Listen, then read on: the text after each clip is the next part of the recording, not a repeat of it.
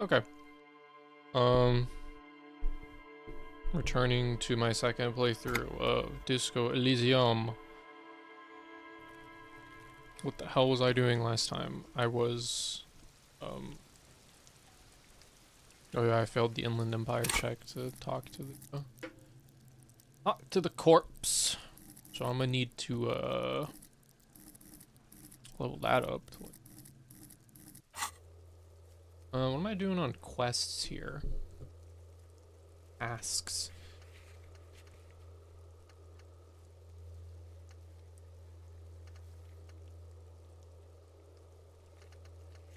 Yeah, let's just talk to Art.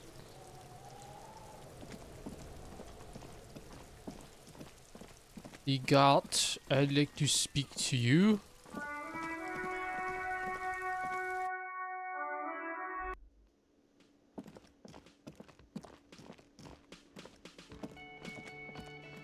Can I help you? Here's your trash container key. Thanks. I hope you found what you were looking for. I found the victim's clothes. How strange. I certainly didn't put them there.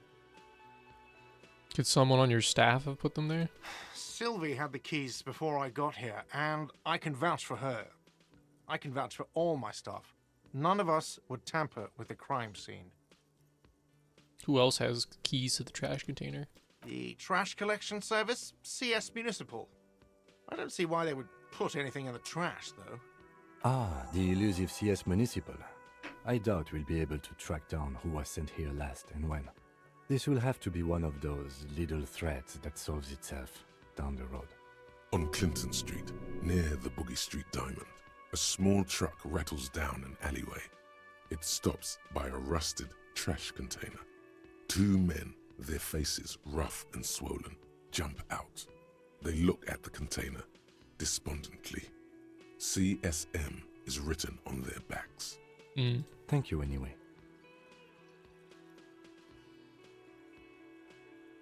I think fugue states are more your forte, officer. Yes?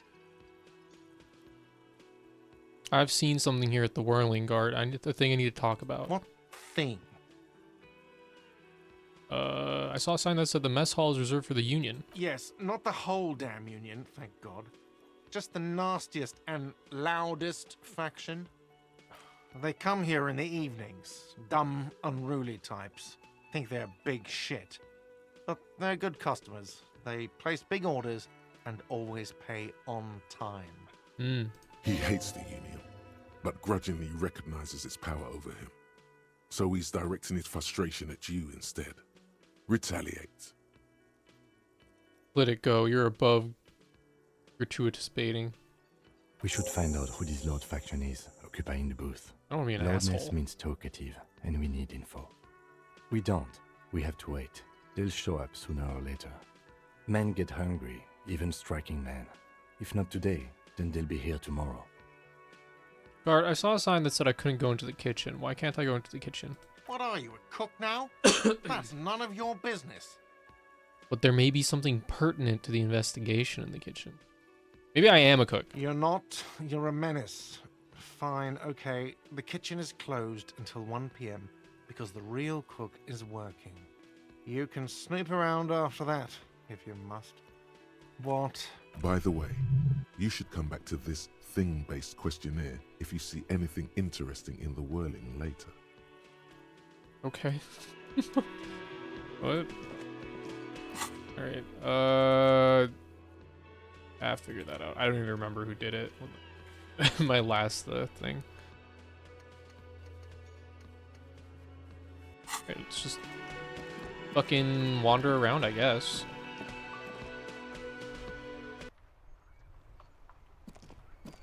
I guess I should talk to the car. Before you stands a motor carriage. The bodywork is covered in blue and white livery, bearing the number 57. Vapor emanates from the large engine on the back of the vehicle. It hasn't had time to cool off yet. This must be the infernal machine, that toy from oblivion. Kim woke me up. In the cabin, you are welcomed by a set of steering levers, a radio microphone on a hook, a pull-out toolbox under the seat, and the soft glow of the fuel preheater gauge. Cam, what are we looking at? What is this machine? This is the Caprice Kinema, my motor carriage. You can use the toolbox and the radio if you'd like. Motor carriage. Something bad with a motor carriage. Oh no. A dark lump rises in your throat. Don't ask me where my car is. What is this sinking feeling I have with the words motor carriage? Nothing. It's probably nothing. Forget I brought it up. Please proceed with the carefree lollygagging. Oh, we've done plenty of that. You turn and drive somewhere. No, I'm afraid not. We have a murder case on our hands, remember? This must be what woke me up when you arrived in Martinez, the infernal noise. Yes, sorry about that. The Caprice Kinema does have a rather distinctive engine sound. He says it with very badly concealed pride. Do all policemen in the RCM have such cool motor carriages? The Caprice motorcar does provide most of our patrol vehicles, yes. In the cabin, you see a set of steering levers, a radio on a hook, a pull-out toolbox, and the soft glow of the fuel preheater gauge. Okay, hang on. I want to put this here so I can, before I forget. Pick up the radio. The frequency tableau lights up, and a green button labeled Prime Line glows like a feline eye. And then you hear something. The soft purr of electrical kittens, radio waves cast far and wide over the metropolis. A woman's voice greets you through the static. This is Precinct 57. Hello, Lieutenant. How may I assist you? Hello, Alice. Please assist our colleague from the 41st Precinct here. I'm putting him on. Hi, Alice. This is the officer from the 41st Precinct speaking. Nice to meet you. This is Officer Alice Demetri, Precinct 57. How may I assist you? Could you connect me to the 41st Precinct? I have something I need to report. Just a second, officer. Hey, so I'm missing all my shit. 10-2, 10-5. This is 41st. Come in. Over. A scrawny old man sits in a dusty cubicle, smoking, with a large white rectangle sewn on his vest. In front of him is a box-shaped apparatus with an array of wires and antennas. The radio switchboard. Hi, this is me here. I work at your station. 10-4. What's your status? Over. My status? 10-18. 10-20. Over. Can you repeat that? 10-18. 10-20. Over. Please just talk human to me. These numbers mean nothing to me. State your message, sir. Over. I need to report my badge missing. 10-9. Repeat message. Over. My badge. I can't find it anywhere.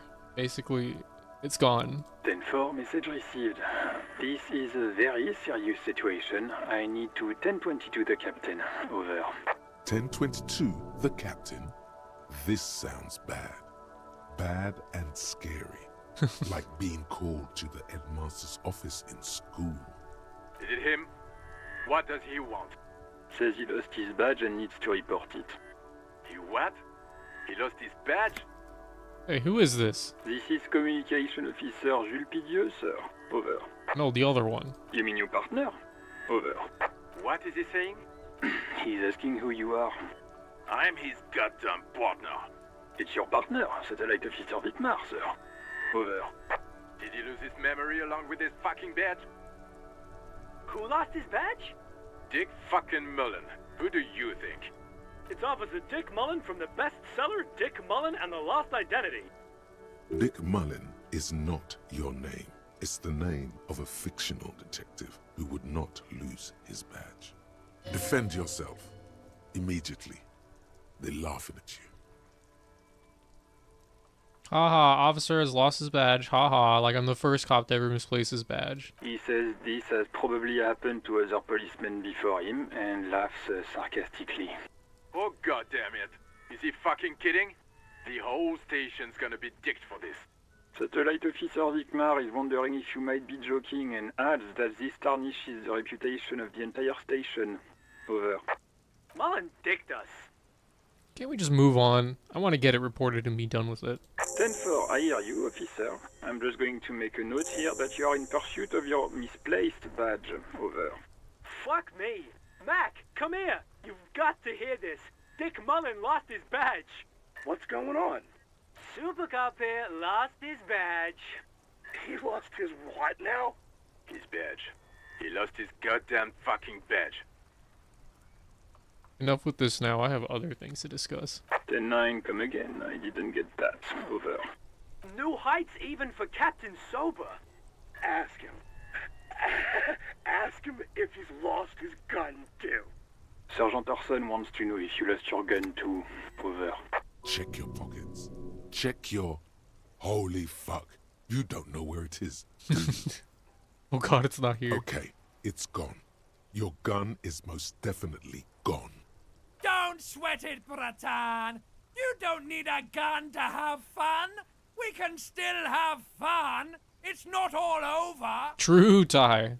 10-9, come in, officer. Did you get my question? We were wondering about your gun. Over. Oh, it's Jover. Even before you can get the words out, everything gets scrambled in your... He says he didn't lose his gun. Or his fun, whatever that means. Ask him to describe it. His gun. Not his fun. Just the gun will do. Satellite Officer McLean requests a description of your weapon. Over. The fuck do you need a gun for? Look at the Oh my pythons on your God. arms. You are a gun. The biggest one in the world. Oh, request a description, huh? We'll give him one. Describe the plasma gun. The plasma gun. Cam, what are you packing? It's a single-shot kill A9. An armistice, to be precise. Says it's a kill 9mm armistice. Armistice? What, is he a fucking... Clearly he doesn't have his Villiers anymore. Damn it. Dear God, he lost his gun. oh my, I can't. This isn't really a laughing matter. Mac can face a giant of Coco Nur by himself. But Disco here made him piss his pants. oh, I can't. Fuck. He lost his... Ask him if he still got his wiener. oh, I'm not going to. ask him. Sergeant Orson here is wondering if you are still in possession of your genitalia. Over. Now is a good time to say fuck and ass and so on. That'll make this all right. Yeah, no, I don't need to listen to this. Firewalker out. The silence is almost deafening after you flick off the switch, severing the connection. That did not go well. I guess the important thing is that you followed protocol and reported your lost items. Did we need anything else here? This is Precinct 57. How may I assist you? I need you to connect me to a civilian, a Sylvie. She may have reported a murder. Of course. What is the number, officer? Didn't Gart give you Sylvie's number? Yes, hold on. Her number is 005 1944 298. Received. Hold on, officer. Give it a minute. She might be busy at the moment. Takes a bit to get to the phone.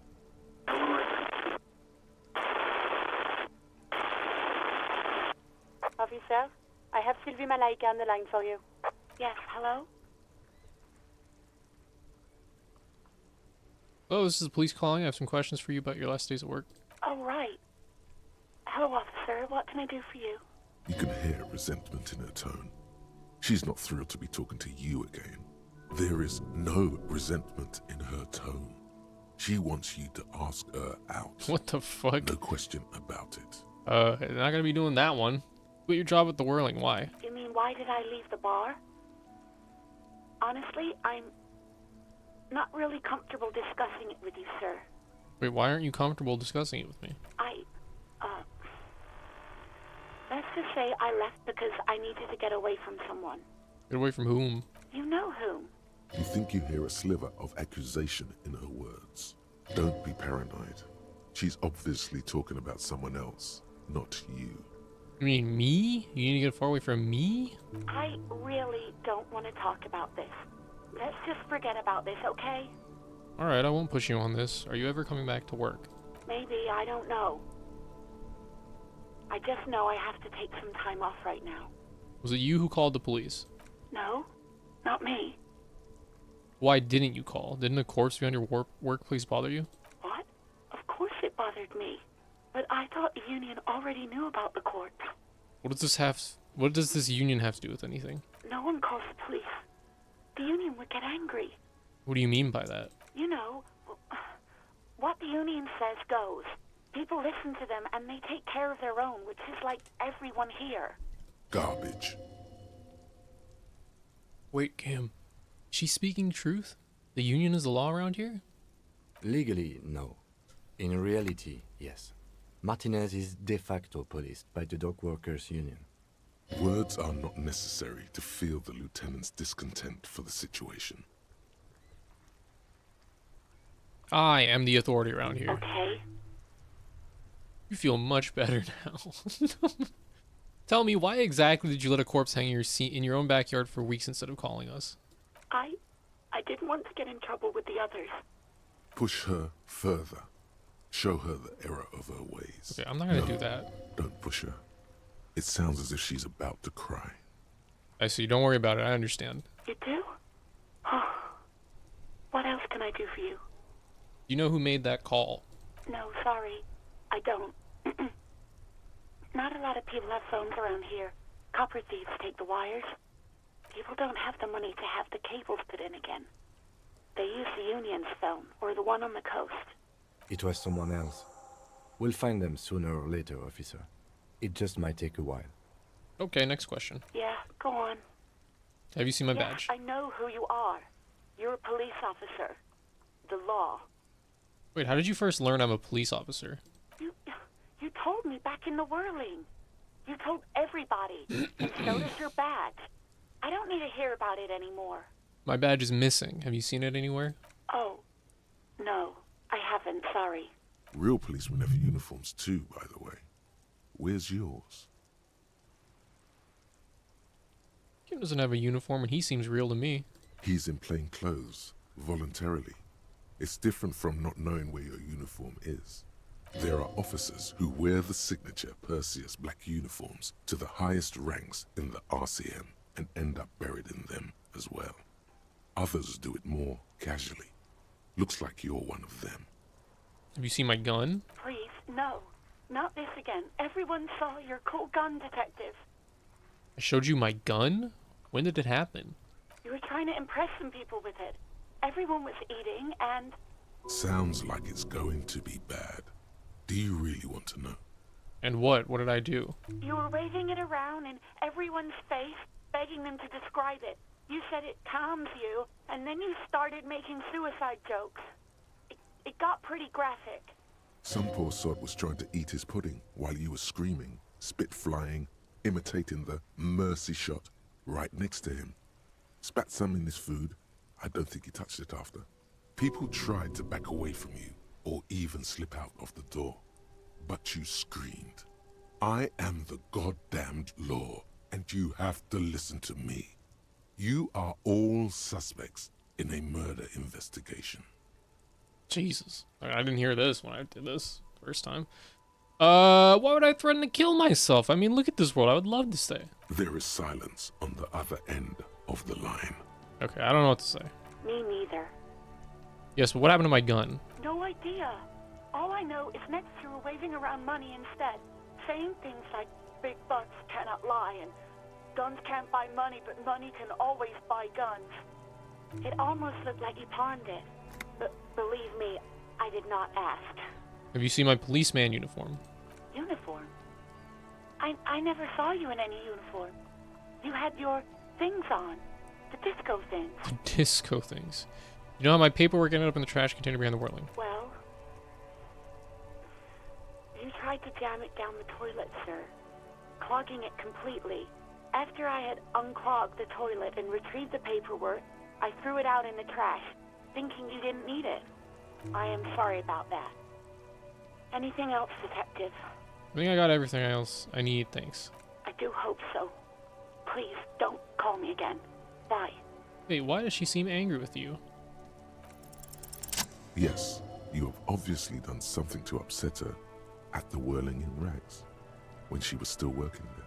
Wait, before you go, you're mad at me, right? Tell me. What did I do? I can't remember anything. I'm not mad, it's just... You were so drunk and so emotional all the time, and then the skua thing happened. Just made me want to quit. What skua thing? The stuffed bird. The great skua. You threw it against the wall while screaming, "Fuck that bird," and laughing like a maniac. I think you said it had been giving you shit ever since you got there. Bitch bird got what was coming to her. This doesn't sound anything like me. I love birds. Yes, well, You're telling me that I was the one who made you want to quit? yes, obviously. You were the worst client I've ever seen. And I had seen so many assholes in this place.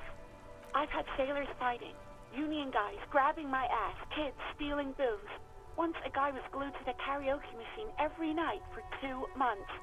But you, Go on. I want to know what I did. well, you were worse than all of them. Honestly, you were getting borderline aggressive. Even about little things like not turning down the volume at 3 a.m. I even liked one of those songs you kept listening to on repeat. No more. I hate it now. Hold on. Which song? We Go On by the O.O. I can't listen to it anymore. You've turned it into a parody. Right. Was that all? Then there was your room. Your project. An experiment to see how bad it can get in there. I tried to send the cleaner, but you wouldn't let me. Threatened to make me understand. I had no idea what you meant, and I don't want to know. And then you screamed something about how you're actually a real cool guy, and no one understands it. One of the coolest guys there is. The coolest guy in Jamrock. Something about disco, too. Sounds intense. And then I had to deal with your toilet. The one you clogged with police documents, causing water damage downstairs in the kitchen. I won't even mention you waving your gun around, harassing customers, threatening to sing karaoke, threatening to kill yourself. Okay, I get it. I wasn't a very good tenant. No, you really weren't. You were simply the worst. Huh. I don't even know what to say. God, I knew I shouldn't have brought it up. Just try not to call me again, and let's pretend it never happened. What else did I sing beside the O-O? I'm looking for a song. All sorts of things. From disco, rock too. So Maybe- much disco and rock. Maybe you can help me identify this one particular song. Which one would that be? One that was really sad. Sad? I think the one you mean is the smallest church in Saint-Saëns. Butchered that right up. Interesting. You still have to find it, however. Right, thank you for talking with me. Take care. You hear a sigh of relief on the other end of the radio. Wordless, the call breaks. Then, the already familiar voice. Anything else I can help you with, officer? I'm done with the radio for now. 57's over and out.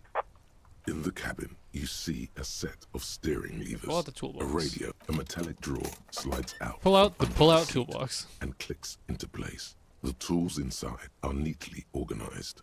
Take what you need, officer. It's going to be a long case. I'm not protective of my tools, like some men are. He's clearly a little protective of his tools. But what can you do? Work The is red-tipped work. pry bar. The pry bar feels nice and cold in your hand, heavier than you'd think. Cold and heavy, like truth. You feel like you're reunited with truth once more. Useful for opening all sorts of doors and lids. Take the rubber-handled chain cutters. The handles are long and sleek. Snap, snap, go the cutters in your hand. Take the hand-cranked flashlight. It's robust, weatherproof, and well-made. Police issue, blue. Lets you see things in the dark you would otherwise miss. Push in the pull-out toolbox. The pull-out toolbox slides back into its nest. Preheater gauge casts a warm glow on the steering levers and the radio on its hook. Run your fingers over one of the steering levers. The white suede feels luxurious under the touch, and the metal clutch handle so very familiar in your palm. Tap on the fuel preheater gauge. As you tap on the gauge, the indicator pin jerks as if startled. It's in the large orange sector, indicating the engine is warm. Next to the gauge is a red switch labeled heat. There's no use pressing the heat button. It won't start without the ignition key. Translation: we're not going anywhere right now. Alternative translation: Don't even think you can drive my MC. Oh, Kim.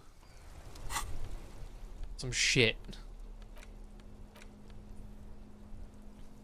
The red tip pry bar has Carson T heavy duty engraved just below the handle. It is satisfying, heavy, and perhaps one of the most useful tools to carry around. The meanest looking pair of cutters you've ever seen, made in Gottwald by Walsherm Werkzeuge. No chain, wire, nor barbed fence will ever stand in your way again. They look hungry, ready to choose steel.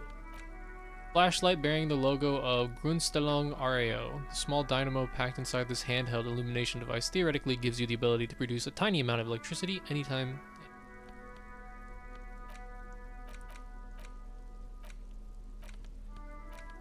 Handkerchief given to you by Lieutenant Kitsuragi.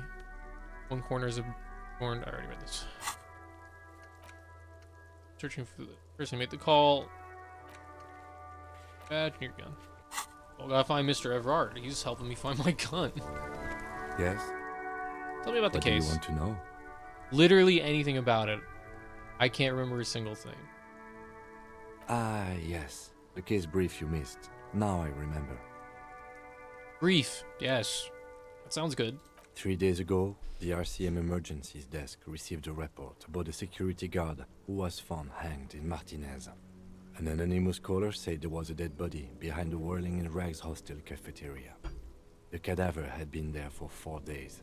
No one had come to investigate. During that time, the victim had been stripped of his belongings. The caller did not identify him, but used the word lynching. There is an ongoing labor dispute between the local dock workers and the logistics company Wild Pines. I was told we should approach the death as part of this dispute. Wait, does the briefing say who the victim was? A security guard or worker of some sort, hired by Wild Pines. This was just hearsay from Martinez, of course. We need to find out the truth. Why didn't we know anything about the caller? They didn't identify themselves in any way.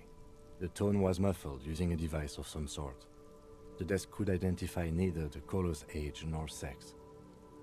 Why hide themselves? There's a strong prejudice against involving the RCM in what's seen as union matters. The dock workers' union is the de facto police in Martinez. Now it appears they've started executing too. We cannot allow that. Hold on, and the RCM is? That's us, the Revachol Citizens Militia. We're the police in this city. Of course, yes, I understand everything. Just to be clear, we are police officers. It's our job to find the killer. That's the case. Uncover and arrest the killer. You mean like a brief? There's no reason to wing 3 days ago. During that time, the victim had been... Okay then. Was there anything else you wanted to know? Would you say this is a mysterious case? No, it's not a particularly mysterious case. Why not? The deceased is a security guard for a corporation involved in a labor dispute. It doesn't take a DeLorean polymath to put the pieces together. I just don't see the case getting more mysterious than that. Okay, so the case probably isn't mysterious, but could it be sexy? There was some interest in this case at my station, but not for the reasons you have in mind. You seem to wish there was Cut this boring stuff off immediately. You know what this case is about. Maybe there's a young woman involved? Yes, it just so happens there's a beautiful, blonde 19-year-old woman at the heart of this case. A rich one, in fact, part of a murder sex cult. The wary tone is the surest indicator that the lieutenant is being sarcastic. It doesn't have to be a cult. It can just be sex murder. It doesn't have to be murder. It can just be sex. You're being Wow, really? That's mega sexy. Which one do I pick? These are all great. It could be a cult. It can just be sex murder. That's commendable. Was there anything else? He's basically challenging you to sex it up with some lurid twist. Don't get right into it. Sit on it a bit. Then hit him with it. If we're from different precincts, why are we on the same case? I'm afraid you and I are pawns in a pissing competition. His disdain is clear. This man would not use such an expression otherwise. What do you mean? You don't know? I assumed you were in on it. You know what I'm in on. Retrograde amnesia. Better still than an imbecilic cop-off. Pop off? It's just stupidity. We shouldn't waste any more time on it. If you want my take, ask me after we've inspected the victim. There you go. Was there anything else you wanted to know about the...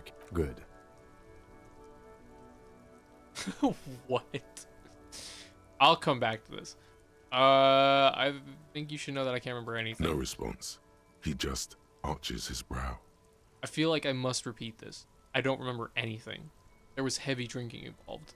Have you tried concentrating on something other than your personal affairs? Damn.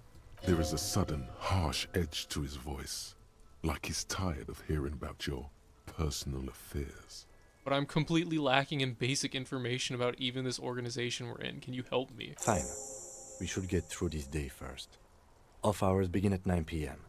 If you're still having trouble then, I can give you an orientation. Fine. Focus on other people's troubles, not your own.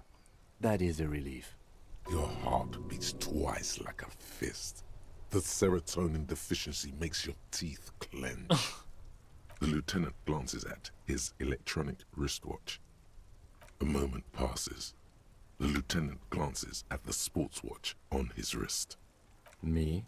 Yes, I don't see how my life is pertinent to the investigation. we'll work better together if we have more rapport. That's a fair point. All right, for the good of the investigation, what do you want to know? Wearing glasses. That's correct. That makes him a binoclard. Completely uncopped material, if you say so I'm yourself. not gonna call him a bee. Glasses. Are they? They are mostly just cumbersome. You could use a good, normal pair yourself. I'm not gonna say you don't look like other people around here. Tell me a secret about yourself. No. Oh, okay. The lieutenant nods. You ever talk with What do yourself? you mean? You know, when you're thinking, do you ever have conversations with like your brain? I have no idea what you're talking about. You're just saying your brain never just chimes in with advice or warnings or anything? I can't say that it does, no. When I need to think, I just use my notebook. The lieutenant produces his small blue notebook and idly thumbs through a few pages. That's where his conversations with himself take place. You're super lucid, yet psychedelic. You don't need office supplies to connect to your nervous system. You're special. That's all for now. Good. Let's change the subject. You seem to be following me. Excuse me? Nothing, just an observation. You have a distinctive way of walking. If I were to walk in front of you, we would surely collide. What do you mean distinctive? I hope you don't take this the wrong way. It's just a collegial observation. In the 57th, we call it the Jamrock Shuffle. Officers from Jamrock's 41st Precinct tend to move a bit erratically. How's that? They say it's a scene-clearing technique developed by one of your lieutenants for gathering evidence. It's erratic, yet thorough. Prioritizes containers. That's racist. I don't prioritize containers. Kidding me. Why containers? I don't know. Containers contain, I guess. I'm making assumptions. We should move on. Passing along frivolous interdepartmental stereotypes is not usually his oeuvre. He regrets bringing it up. Alright. In competition. Alright, well, let's go inspect this shit.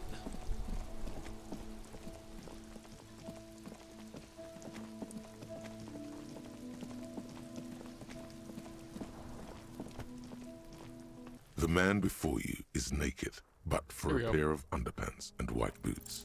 The fish lips stay What the silent fuck? in response.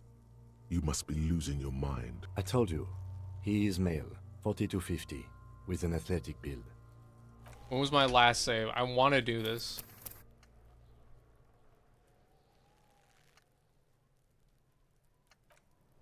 God damn it. Fuck.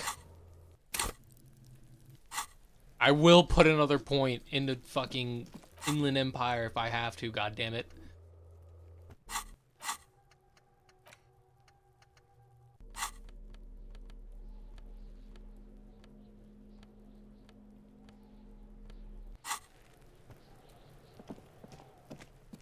Okay.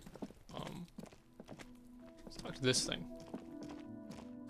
Some pale An going on old in here. call box with a matrix of push buttons lists all the companies in the East Delta Commerce Center. An off-key melody starts playing after you ring the doorbell. Then a woman picks up the receiver. Kuno, please stop calling here. Grown-ups don't have time for your stupid games. It's the police. Please open the door. Oh, I'm sorry, officer. I thought you were... But the doorbell is broken, and the bookstore shouldn't even be on the list anymore, so I can't help you. Please don't call here again. Thanks. A single beep indicates that the line has gone dead. You ring the doorbell, but no one answers. Just seeing the words Andro Orlando gets your hackles up. Its very existence is a threat to your masculinity, to say nothing of your hair. Jesus. All you hear is static, but no one answers the call. You ring the doorbell, but nothing happens. You wait for a minute or two, but all you get from the call box is silence. No one answers the call. Looks like someone has melted half the plastic off with a lighter. The doorbell doesn't work anymore. You hear static from the intercom speaker. It sounds as if someone has picked up the receiver, but isn't saying anything. Hello? Is anyone there? Yes, hello. This is Tricentennial Electric. Have you come to place an order? Well, on Tricentennial Electrics, I thought I was calling Slipstream SCA. My God. The lieutenant exchanges a look with you. Sorry? It's you. My God. I didn't think I would hear your voice. It's a woman, and she knows Oh my god. your heart beats faster. No, something's wrong here. Are you sure she's talking to you? Who are you? Where are you? Michelle, just please. Sounds like a ghost. Wind blows through your clothes and you feel detached from your surroundings. Inside the building, a cold memory hangs. Why did you even call? I don't understand. You've been gone for months. I thought you didn't care. Hold on, tell me what's going on. What did I do? Ever since I came to work here, it's been different. As if my mind's been wiped clean. A spot of static overrides her words. When she speaks again, it sounds like she's submerged. It's so nice. It's so nice to be able to finally meet again. Heard about what? She sounds like she's about to cry. The cold is deep under your skin, as if you were talking to someone who's 100 years away. Somewhere inside the building, water is flooding the cellar floor. Hello? She doesn't answer. But you said it was nice. What's so nice about forgetting? Silence. The only thing you can hear now is static and waves washing ashore on the bay. What just happened? Another seagull passes by. It's getting cold standing here, staring at the silent call box. I don't know what happened either. We should probably stop playing with this thing. Alright, it's a goodbye then. You press the number sign on the keypad that terminates the call. 12 name cards on the call box read. Silence. No one's home at Fortress Accident. Silence. No one answers the doorbell. Nothing happens after you ring the doorbell. They don't want to talk to you. Silence. No one answers your call. This button looks new, but someone has removed the name card. Nothing happens when you try to ring it. Damn. Huh. This button looks new. It's probably not connected yet. Good. Cool. Got to talk to some weird pale voice. This Post Lavatorie mail collection box has been heavily vandalized with graffito. A closer inspection reveals 2 bullet holes in the front. Good mail delivery box.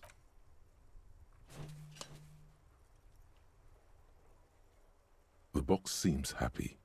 Eat shit pig, fucked by the coon, and St. G with a crown have been scribbled on it. Jenny is a whore, and best set mailbox also. In their post-L'Aventurier mail collection box, been there. The mail collection box seems cathartic, thankful even. So do you. You shudder, then you swallow, and then suddenly you see it. Over all the other graffitos, someone has, using the tip of a very sharp knife, cut the words, Revachon forever.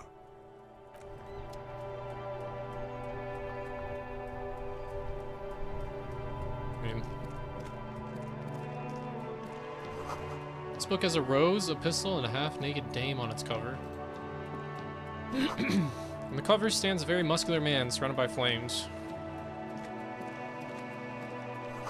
This is a book about pate. This book, you don't really understand what it is about, nor does it seem important. A book about boyadero culture, promotes freedom and roaming upstream. Book about the future, the government reads your mind using radio technology. Hello, Annette. Hello, sir. Step right in. The store is open. Hello. Are you interested in a new and exciting book? What kind of a store is this anyway? It's a bookstore, sir. We sell books, postcards, and some board games. It's called Crime, Romance, and Biographies of Famous People. Whoa, whoa, whoa, whoa. Hold your horses, little girl. What is a book? That is a book. They have stories inside them. It's like someone told you a story in a really long letter. What's a postcard? A postcard is a small cardboard picture. You can write a few words on the other side and send it to your friend or beloved. She is unfazed by your questions. She would consider it impolite to point out any perceived weirdness. What's a board game? Board games are like little games on a table, made to pass the time. There are several different ones, but sailors here mostly buy cards. Interesting, thanks. My pleasure. Anything else you'd like to know? Is it okay if I ask you some questions? Okay, sir. I'll try to answer any questions you have. I hope they're about books. What is your name? My name is Annette, sir. My mum, her name is Plaisance. She owns the store. She's inside minding the register or organising the stock. Feel free to step in and browse our wares. And you're standing out here cold because... I'm signalling that the store is open. Otherwise people might not know. They'd miss out on the crime, romance and biographies of famous people. A sudden gush of wind turns the pages of the books on the counters. She covers her face, smiling. But she's cold. Cold. Can I help in some way? Kind of you to offer, sir. What could you do to help her anyway? I could help by brutally dismantling the free market. Thank you, sir. I'm glad to help Mum out with the store. Should you be at school or something? I do my studies at home at the moment. I have to help Mum keep this place running. Isn't going to school more important than this? Mum says it's necessary to do both because it builds character. Mum says a proper worker is dutiful. That's how you get ahead in life. You succeed. How's the business going? Mum says it's peachy. She was a little afraid at first. There's talk about this house being cursed. Behind her, the window has been boarded up. You sense the boards creaking, twisting for a second, and some kind of doubt in her tense shoulders. Cursed? In what way? Cursed in the way that makes them say that no business has ever really thrived here, sir. That they all go...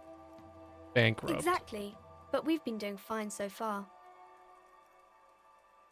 This sounds rather serious. I should probably look into this. We can go into the bookstore and ask about the case, but I don't see much more to look into here. Yes, please do look at our wares inside. The postcards and board games you asked about are also there, sir. What do you know about the other failed businesses? Nothing really, sir. Mum doesn't allow me to sneak around in the back rooms or the cellar. I don't really know what's there. How does this curse manifest itself? It does not manifest itself in any way. It does not exist. I liked it better when we were talking about whether it's appropriate to stand out in the freezing weather. But Kim, the plasmic manifestations. No such thing. Anything else you wanted to talk about, sir? Enough about the curse. For now. Maybe I can tell you about some of our books instead. What is this crime business? Crime fiction is about murders or burglaries or things like that, and the work of a policeman or a private detective who's trying to solve a crime and catch the criminals. Wait, not crime fiction. I need to know what crime is. It's that bad. Crime is what we were solving before this conversation began. Why would anyone want to read about crime? It's exciting to people, I guess. They get to imagine dangerous things, and it's kind of like a puzzle, where you can guess who the criminal is, or how the good guys are going to catch him. I'm a policeman myself, by the way. You don't look much like a policeman. Huh. What does a cop look like then? Didn't mean to offend, sir. Sorry, sir. It's just that you don't look like Dick Mullen. I used to be exactly like that Mullen guy. Then I decided to live a little. What's that mean? You know, cut loose, raise hell, blow off steam. And everything's better now, sir? Yes. That's great, sir. It's not your body that's important in police work anyway. It's your... Head? Yes. No, it's your soul. Your blue soul. No, your resilience.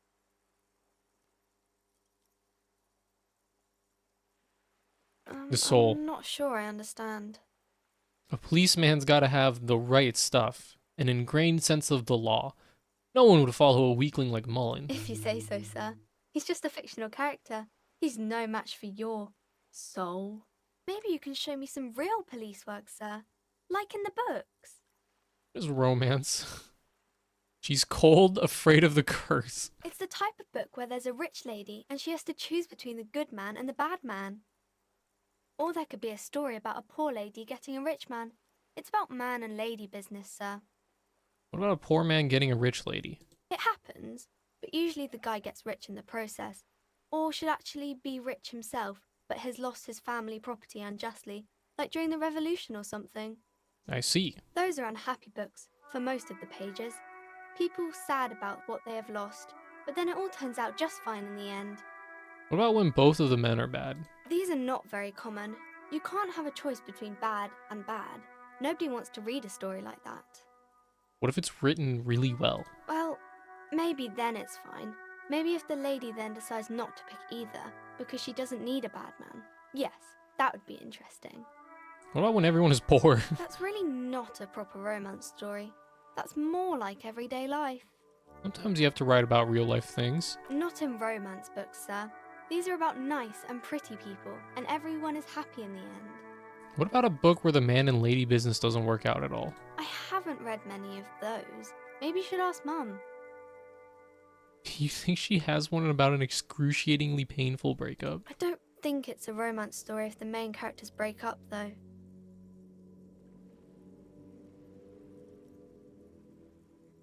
No, think about it. One where they plunge into a torrid spiral of pain and recrimination. Only it's really long and drawn out. Scarred for life. Phantom limb. Okay, we're just gonna hit okay. Sometimes they break up for a little while, but then they always get back together. That's enough romance for me. I had other questions. Maybe some about other books? Who are these famous people? Oh, kings and queens and generals of old, or artists and writers, or musicians, those kinds of people. There's usually something extraordinary about them.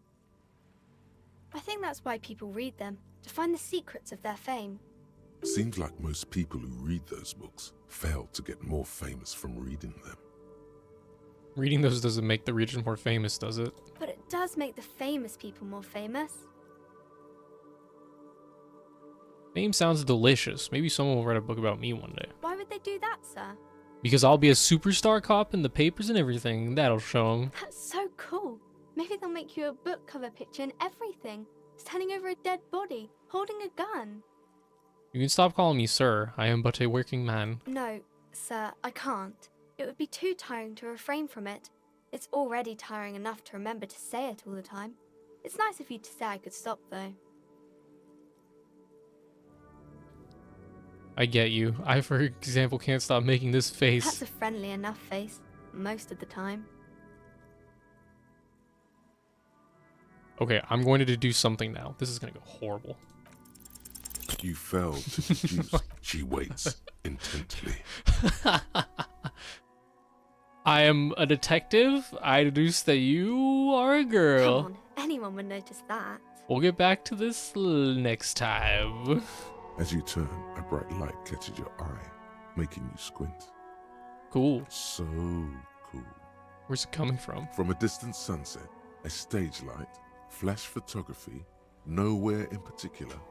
It's just what superstar law officers do. They squint at lights and they solve shit. Yeah, that's me. I've been establishing my superstardom hard lately. Yeah, you have. You're a big dick cop, Dick Mullen, Salam Rocky Bayi, badass on the edge disco cop. Time to recede into a ludicrous fantasy world. Here we go. Camera, lights. Action. With a sudden flash, the world freezes around you, and you along with it. In an iconic monochrome solution, a black silhouette against a rasterized orange world. It's on. Hell yeah. What does this do?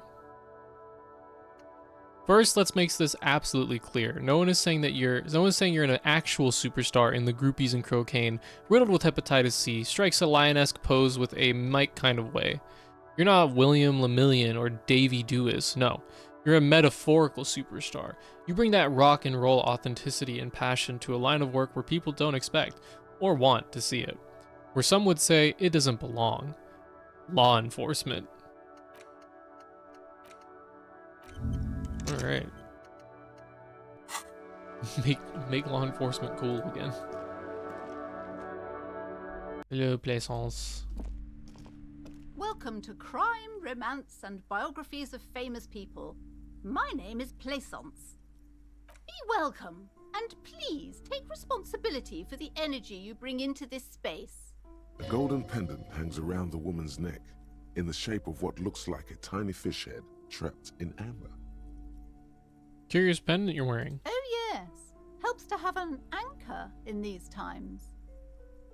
So are you the owner of this store? I am the proudest owner of our little shop of culture.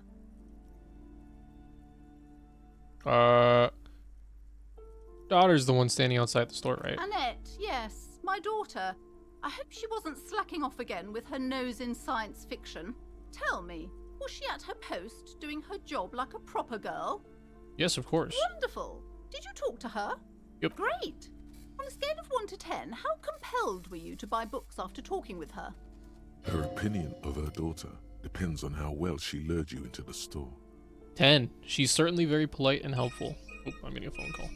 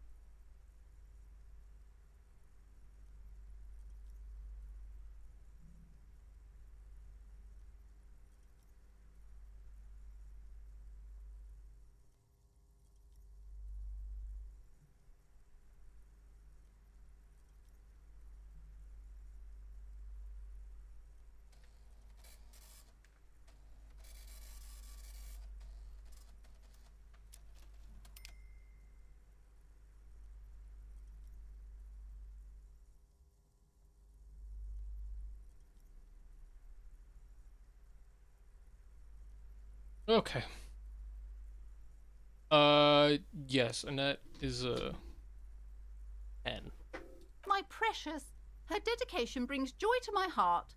If you have children, I hope they turn out as great as my Annette. I'm here to dismantle the free market and abolish child labor. The way you're handling her strikes me as wrong. Mind your own business, sir. In our society, people don't get to tell each other how to raise their children. It's none of your or anyone's business. I'm here to dismantle the free market and abolish child labor. You must be kidding. There's nothing like that happening. Depends. How much do you pay the kid? Good, sir. What does a young child do with money anyway? No, I save it for her, as a fund. She's securing her financial future out there. Oh, I guess I was mistaken. Indeed. Are we done with the jokes now? Yes, we've had quite enough fun here. Okay, let's change the The subject. woman before you scans the store, her shoulders rigid and tense. Every now and then, she nudges her glasses. The girl outside mentioned that this place is cursed. Cursed? Who said that? Annette? I will have a word with her.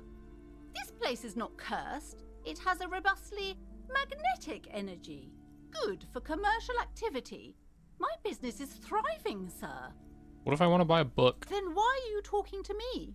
Everything is on the shelves to browse. Don't you feel compelled to buy anything? See those shelves there? Go. Be drawn. So what types of books do you have? Everything is on the shelves. Take a look yourself. The shelves compel you, don't they?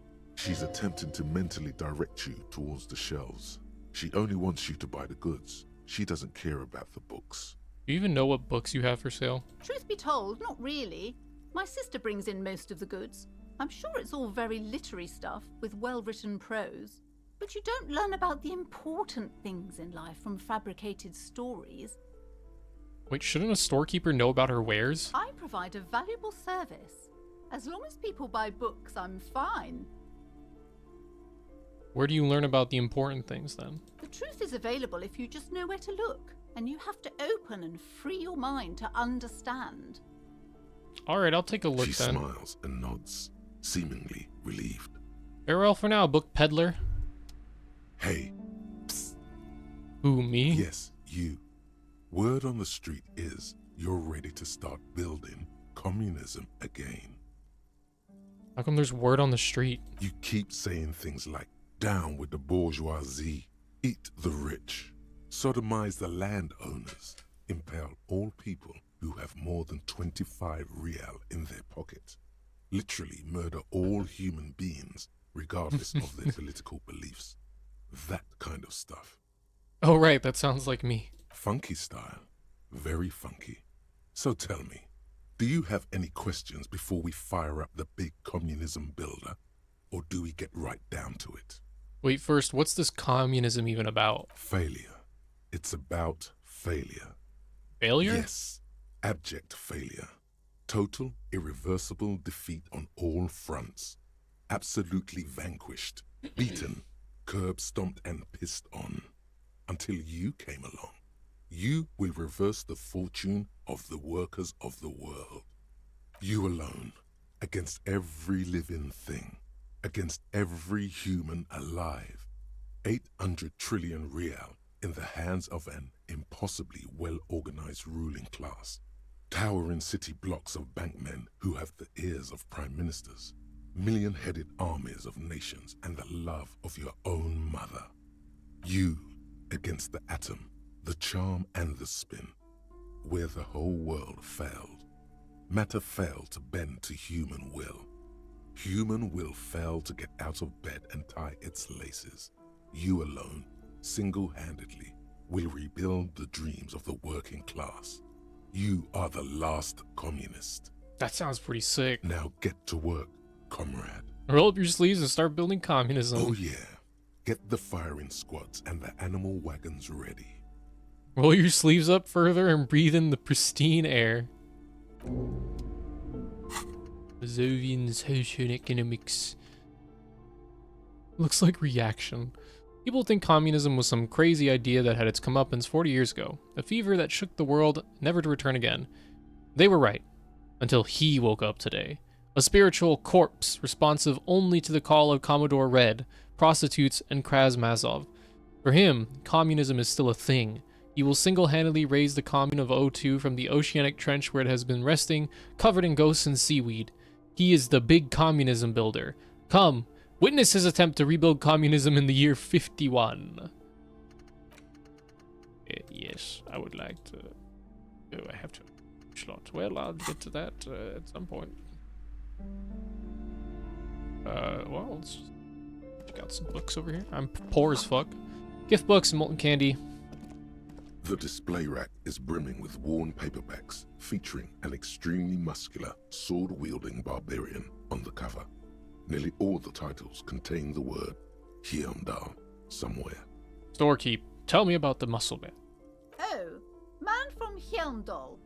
A very popular series of adventure novels. They're awfully immoral and violent books. Why are they so popular? Blood and violence, scantily clad women, epic narratives, all those mystical things he encounters. They're bound to grab those with little imagination and nothing to do. Sounds good. Which one should I start with? What does it matter? They're all the same. However, the customer is always right, they say. If you're a novice of the series, I'd recommend Hyundalaman, the Man from Hyundal. It's supposed to be a good introduction to the series. Oh, I'm poor. Look through the display books. Rows and rows of Hyundalamen blur your vision. You make out some titles. Man from Hyundal and the Mammoth Riders. Man from Hyundal, Return to Hyundal. And the solipsistic Man from Hyundal and the Hyundal Man. Good God, how many are there? Maybe 100. Man from Hyundal and the sages at the end of the world. Man from Hyundal and the false god. Starting to get some semantic satiation Man here. from Hyundal and the On scorched Hyundal. earth. Man from Hyundal, the Hyundal colonies. Man from Hyundal and the swamp beast. Man from Hyundal and the snow crabs. Those snow crabs are worse than they sound. Is that all? Not even close. Man from Hyundal in hell. Man from Hyundal and the forest of slaves. Man from Hyundal under the lake. Man from Hyundal, Hyundal burning. There's even the Trial of Death, a pastoral combat game book set in the world of Hyundalaman, and so much more. Do any of the books call out to me? A twinge at the back of your head makes you flinch. Your eye starts twitching. Ow! Your hand reaches toward a book with glossy cover art of the very muscular Man from Hyundal in chains, kneeling in front of a staircase leading to a throne. A woman sits on the throne, leering at the man. Man from Helmdall, the femdom. She's laughing at him, belittling him. Between the throne and the Hyundalaman lies a bonfire, casting shadows on the wall. The shadow of the woman's headdress looks like a pair of devil horns. The title reads, Man from Hyundal and the Devil Woman. Aren't all women devil women? We're not gonna say that. The Interesting. display rack before you is burdened under piles of Man from Hyundal novels. Okay.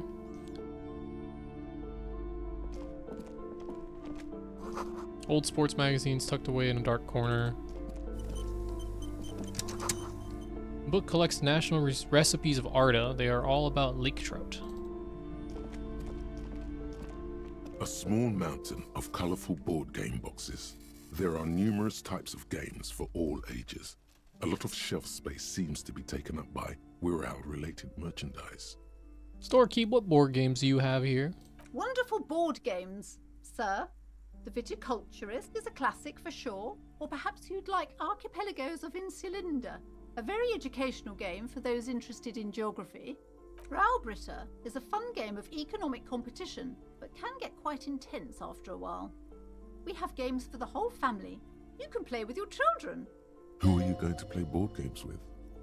Do you have friends or family? Wow, I have children, a family? It certainly feels like whatever you are will die with you. Yeah, kids, friends, chicks, I have all those. Then you're a lucky man, officer. Children are the greatest of treasures. For playing with friends, I'd recommend Suzerainty. It's a civilization building game where you build a civilization, then set off to brutally colonize and repress other civilizations. It'll cost 12 real. Look through the pile. So what about all these Wirral things? Lousy auras there. No, role-playing games are popular among those types. You know, who are into those kind of things. Personally, I don't like it. Not at all. I've heard they turn people into occult enthusiasts. That they have rituals where they try to summon entities. Highly immoral stuff. You can still buy them, though. An endless variety of source books, lore books, and codices litter the table. The topmost book is titled Welkin Compendium, 2nd edition. There's also a large hardbound tome with intricate cover art, The Hunters of Katawak, Boreal Creature Compendium, and a Pick Your Path adventure game book titled Tales of Wirral, Cavern of Velkrag. Maybe I'm not into all this Bina Clark stuff. I'm literally gonna run a tabletop RPG session tonight. Anything that really catches my eye. There's a box that says Wirral, 3rd edition Mega Setting Supplements Module. The side panel notes, a fantastique adventure board game, new maps and miniatures. A sticker on it displays 25 real. Nonsense for anemic Beano clods. Jesus. These shelves are overburdened with books from the same series. You see the name Dick Mullen over and over. Doorkeep, what's all this crime fiction? Oh, crime, robberies, murders, even sexual crimes. We're fortunate to have Dick Mullen and his stories to sort all that out. You're a police officer, apparently. You should buy all of these. They really do teach a person how to be a proper detective. Crime fiction is a disgrace. An asinine misrepresentation of the physical attributes of the arduous everyday work of actual police officers. Damn. These books greatly overstate the excitement of police work, glossing over how long it takes to actually follow up on leads and eliminate dead ends. Furthermore, they have no idea how hard it is to simply remove a body from a tree. What's more, they completely ignore the psychological hardships of year after year coming into contact with people during the worst days of their lives. Not a single mention of all the stress this work creates upon the officer's family. Detective fiction just doesn't tell the truth at all. Now, would you like a list of all the books found on the shelf? Sure thing. You see Dick Mullen on the job. Get Me Mullen. The Stalwart Adventures of Richard P. Mullen. Dick Mullen and the Murder in the Orchard. The Sordid Affair of Dick Mullen. A killing is declared. Dick Mullen in the Murder House. The Final Case of Dick Mullen. An Obvious Lie. Dick Mullen in the Clock Tower. The Ordeals of Dick Mullen. Dauntless Dick. Dick Mullen's Funeral Pyre. The Murder of Dick Mullen. Dick Mullen dies? Oh no. Turns out he faked it to solve a case. Are there any more? Yes. There's also The Dame Who Did It. Farewell, My Mullen. Faking death seems to be a common trope in the Mullen series.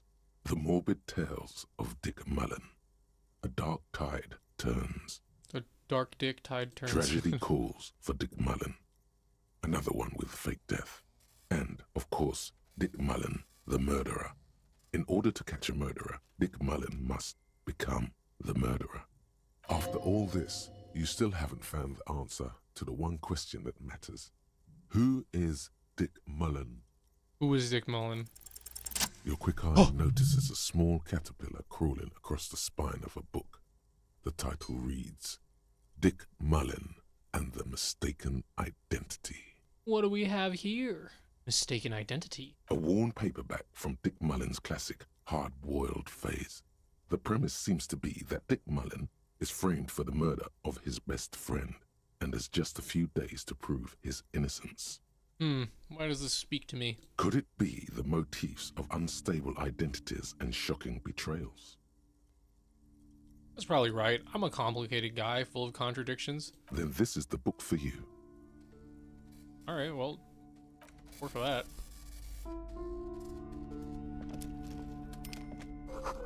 Quaint picture book brochure, very colorful. It's a tome of fascist magic, rather candid. The plaque on the shelf reads, Biographies of Famous People. You see a large variety of names, none of which ring a bell. Store keep anything of note in this shelf? I would say... The Greatest Innocence. Yes, most certainly. It's an important educational tool, delving into the depths of history, religion, and their relation to innocentic power.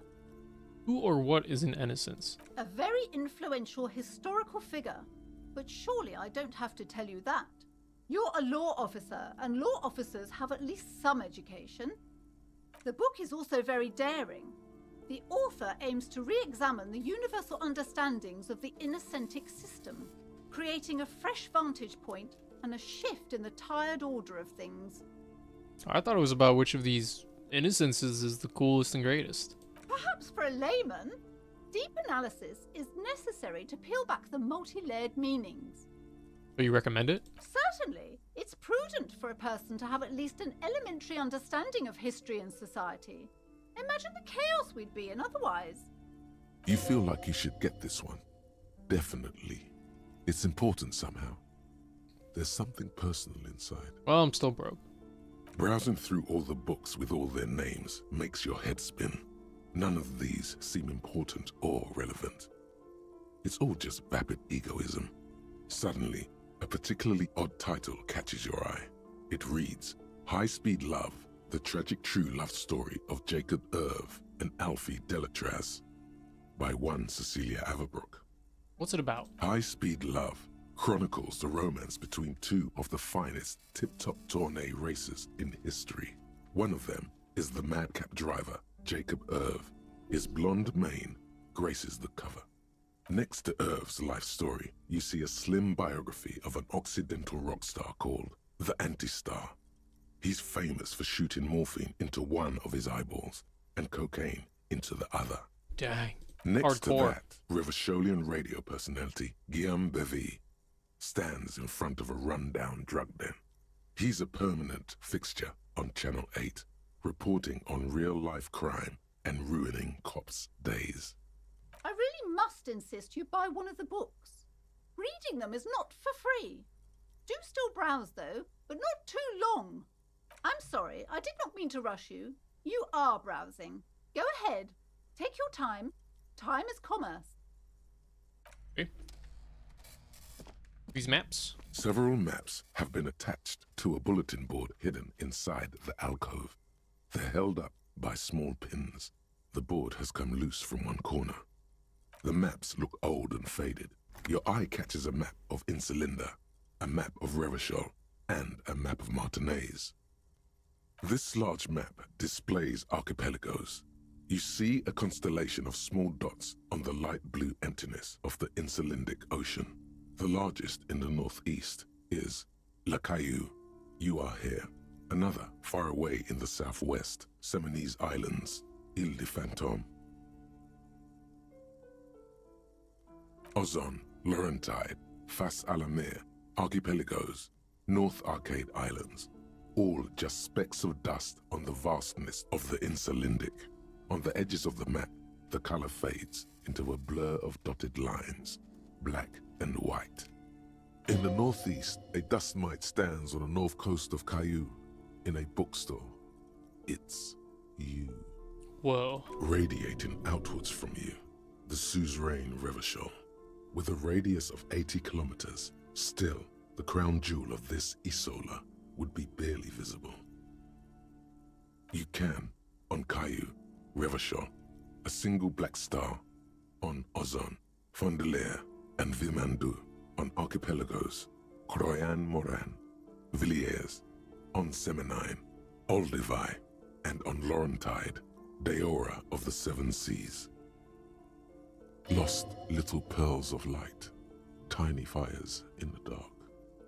The ocean breaks apart into a tangle of cosines and azimuths, all pointing into pale nothingness. Windy is the north azimuth. Grad is the northeast azimuth. Samara is the east azimuth. Seol is the west azimuth. Isolas, they're called. Connections to other worlds. Words past the Incelindian, unknown to you. You only know you've never been there. You have little idea what they are. Distant stars, gods. But looking at them makes you feel almost Impossible non-existent. failure, Jesus. Whatever they are, the Isolas are immeasurably large compared to you, and very, very far away. Perhaps they are gods, gods of distance and outer dust.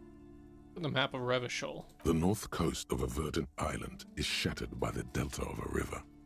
It is the river Esperance.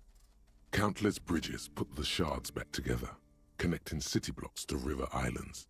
La Delta says a great artificial heart in the center, teeming with life forms and construction. To the east, rolling hillsides, Le Jardin, Stella Marie, the suburbs of Saint-Baptiste, swallowed up into the megacity. They sound rich to you. This is Revachol East. And west of the river? Hudon. It's somewhere to live. Not bad. Then there's Jamrock. It's bad. People shouldn't live there, but they do. Then Forburg. It's almost as bad, and much larger. Then Coal City. It's the worst. Martinez? It's so small you can't even see it on the map. No, wait. There it is. North of Jamrock, the strip of coast next to the Greater Revachol Industrial Harbour. It looks downright despondent. It's almost Coal City, to be honest. No, Coal City is worse. A charred limb. Rain falls on its slick black streets. And then there's the burnt-out quarter in the heart of Jamrock. Is it cold in this bookstore? Or is it just you? Damn. No, this is somewhere to be. This is all you have. But it's still something. Streets and sodium lights, the sky, the world. You're still alive. The map of Martinez. It's not really a map. It's a tourist thing. A picture postcard with buildings on it, drawn from an isometric perspective. A date in the upper right corner says 48. Still, it's detailed. Could be pretty useful for scouting ahead. You see the jagged boxes of an industrial harbor, even the whirling in rags there. Doorkeep, can I buy these maps? I'm sorry, officer. The map of Martinez is the only one available. The other two are not for sale anymore. And besides, you could scarcely afford them. Damn. They're quite valuable, though they might not look it. The map of Martinez is 90 cents, though. Why is the one of Martinez so cheap? That old thing. It's an out-of-date map of a tourist location that never was nor came to be. From when some design studio people tried to spruce the place up 4 or 5 years ago. They also renovated the horse statue, set up those coin-operated viewers, and designed the new street lamps. What happened to them? They didn't get that far, for some reason. A shame the project never got going. Would be nice if someone fixed Martinez up. All these ruins are bad for business. Well, I'm 30 cents off, so back to that. This bookstore is not strictly about crime, romance, and biographies of famous people. There's also a wide range of paranatural literature. Doorkeep, what books are these? Sir, please, no browsing in that shelf. That wisdom is not for free. I can't have you end up, like, opening a police store next door and stealing my customers. Oh no! What? Amidst the various books, you find one written by someone named Matthias W. Dundas. It's about wholeness, unity, balance. The point Sounds of like the some book, cult shit. and many others on this shelf, is to give people medicinal advice in situations where they don't have access to paid health services. How does that work? It serves platitudes, while also telling everyone that traditional medicine, the kind people don't have access to, and which costs more than this book, is garbage, and would only give you cancer anyway, without even curing your cold or anything. Wholeness, unity, balance, on the other hand, can basically take care of anything. Though it is important to note, when it's up to your mind to heal yourself, then it's because of your mind that you're ill in the first place. It's your own fault if you're ill. Got it? Does the book say anything else? The book features chapters on topics such as how to find magnesium. It even lists plants you can harvest magnesium from. How to continue drinking if you're an alcoholic who has destroyed his liver. Jesus. And there's even a chapter on the ancient Seraïs tradition of using duck gallbladder preservatives to treat and prevent sexually transmitted diseases. Pre and post factum apply. Nothing worth buying. This is just mundane garbage. What's even paranatural about this? Find something otherworldly. Remote viewers division. The throbbing in your head increases with every passing moment you gaze at this shelf. Suddenly, as if out of nowhere, a small green book becomes apparent. The title of it reads, Medicinal Purposes of the Pale. It's the Pale. The book contains very little explanation on the matter. This knowledge seems to be taken for granted. What's this book about? The book contains descriptions of various pseudoscientific therapies, alternative medicines, and folk remedies involving the Pale, also known as le territoire. For example, it recommends vigorously swatting one's naked body with a venik or hand broom, made from the leafy twigs of a young birch tree from the near Pale. Even better if you can find someone else, preferably a large man dressed in nothing but a towel, to thrash you while you're spread naked and helpless on a cool slab. What? getting a little folksy here. Sounds invigorating. It is, and good for the circulation too.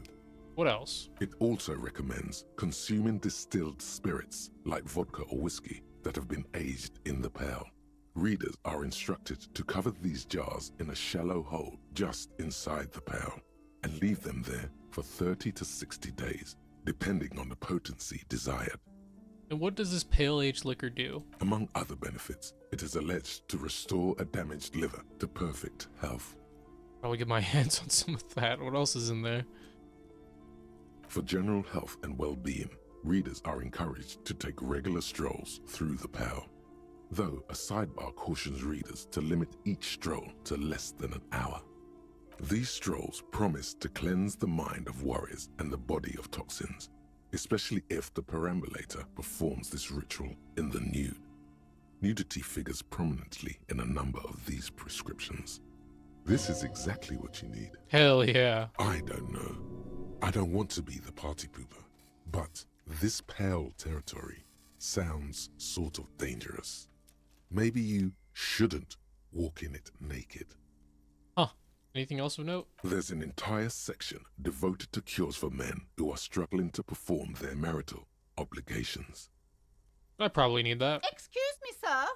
I believe you've been perusing that particular volume long enough. If you'd like to continue reading, I must insist you buy it. I'm poor. Alright, another boring book just discarded here. See if I can... I want to help Annette get in. Hello again, esteemed officer, and welcome to Crime. Oh yes, your daughter. How's my precious doing? Mind your own business. The woman before you see a set of tattered curtains blocking the way to another room. A strange cage-like trinket dangles from the curtains. Excuse me, officer. The back room is strictly for employees only. Shopkeeper, what's behind the curtains? Nothing. Now please go back to browsing the books. Don't you feel compelled to look at the books? The books are all you care about. Oddly enough, the more she tries to draw you away from the curtains, the more alluring they become. Examine the strange cage-like trinket. You see some kind of charm, an irregular polyhedron assembled from bones, sticks, and straw. Inside, a disturbing fish head with empty eye sockets stares at you.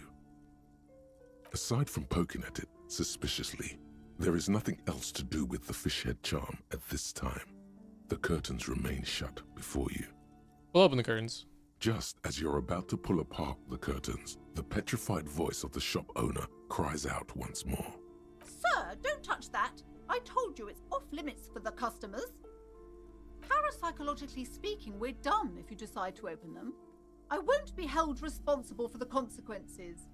It's too dangerous. She looks away, mumbling. Why is everyone always messing with the curtains? Why can't they just buy books like normal people? This is about the curse. That's why you're afraid. No, it's just a storeroom for the employees, I told you. Now please step away from the curtains. Ma'am, this is different. I'm a police officer. I need to get in there. Why? It's not like anyone was killed there. I'm sorry, I don't mean to be so impolite. Just please don't go there. I can't allow that. You'll only make things worse and unleash the powers. I sense this place is calling for me. I must investigate beyond the threshold. You do? My God, even more reasons not to mess with the curtains. Just step away, dear sir. I don't care. You can't stop me. I'll open them. No! Please just talk to me, officer. Come here and let's talk this through before you decide to do anything extreme. Lies. Rip them open, we say.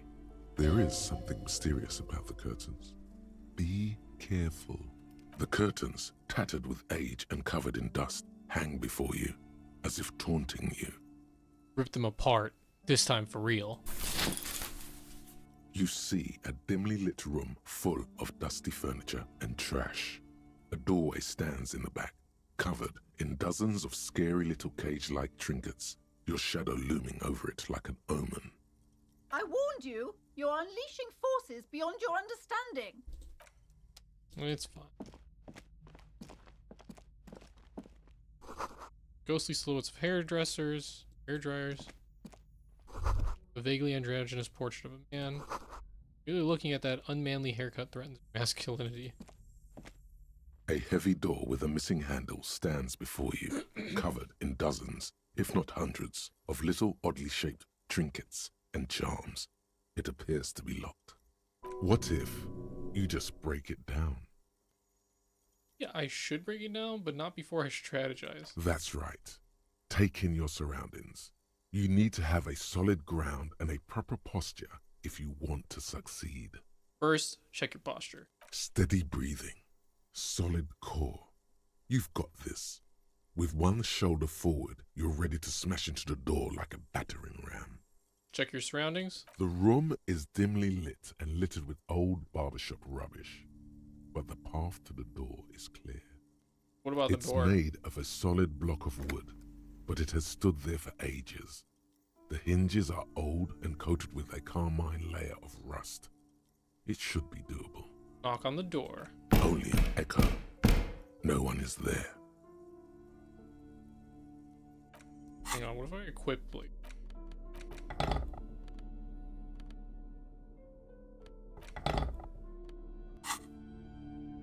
A heavy door with a missing handle stands before you.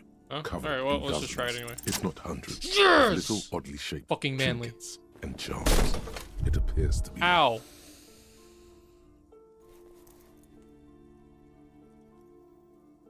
You smash into the wood and see a small crack appear on the door frame. It's going to take one more try to break through to the other side.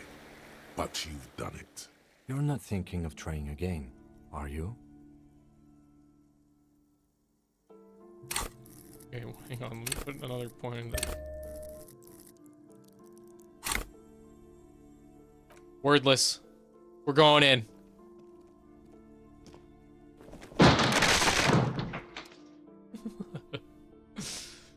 Kim, what's wrong, man? What is this place? It's another world beyond the veil. I think this may be the Artemitep's boxing club for young I athletes. think you're right, though it looks like no one's been here in ages.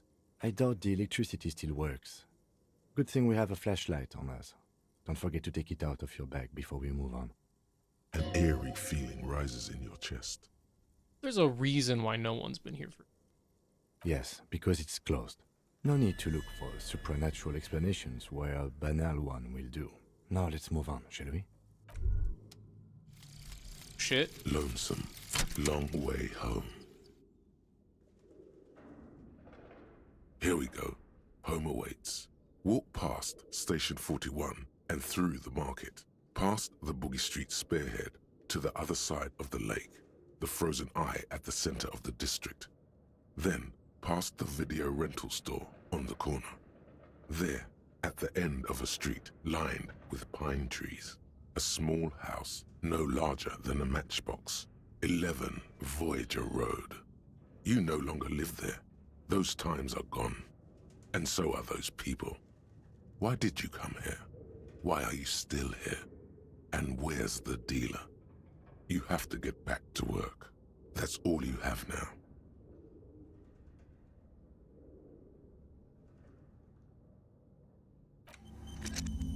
Hell yeah.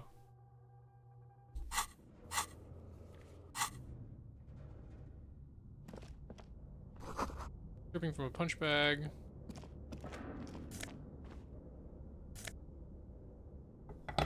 Shot put ball. Ball used for playing shot put, a favorite pastime of elderly gentlemen. You should hold on to this and make good use of it. To sell such beautiful old school equipment would be a sin. Radio. Citius Fortis. Worn out wall bars, elegance.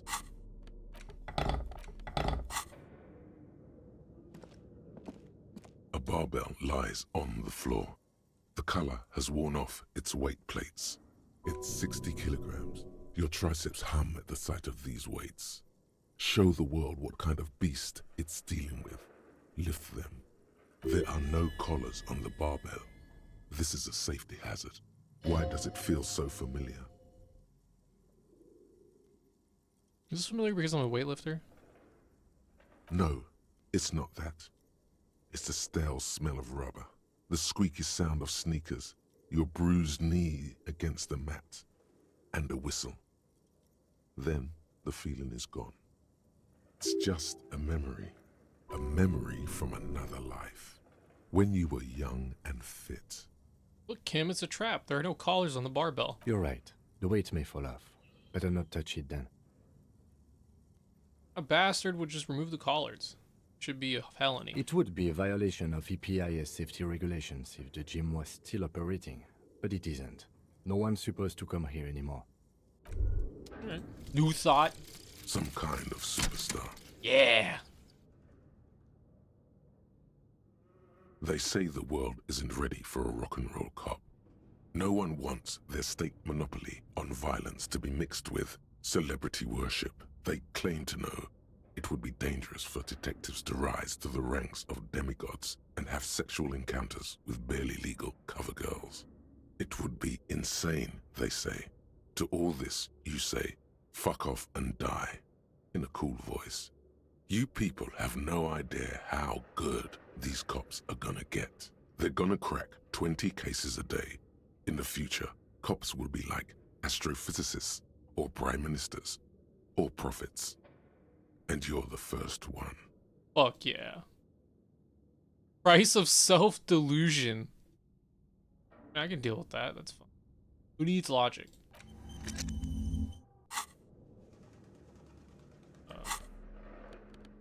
Yeah.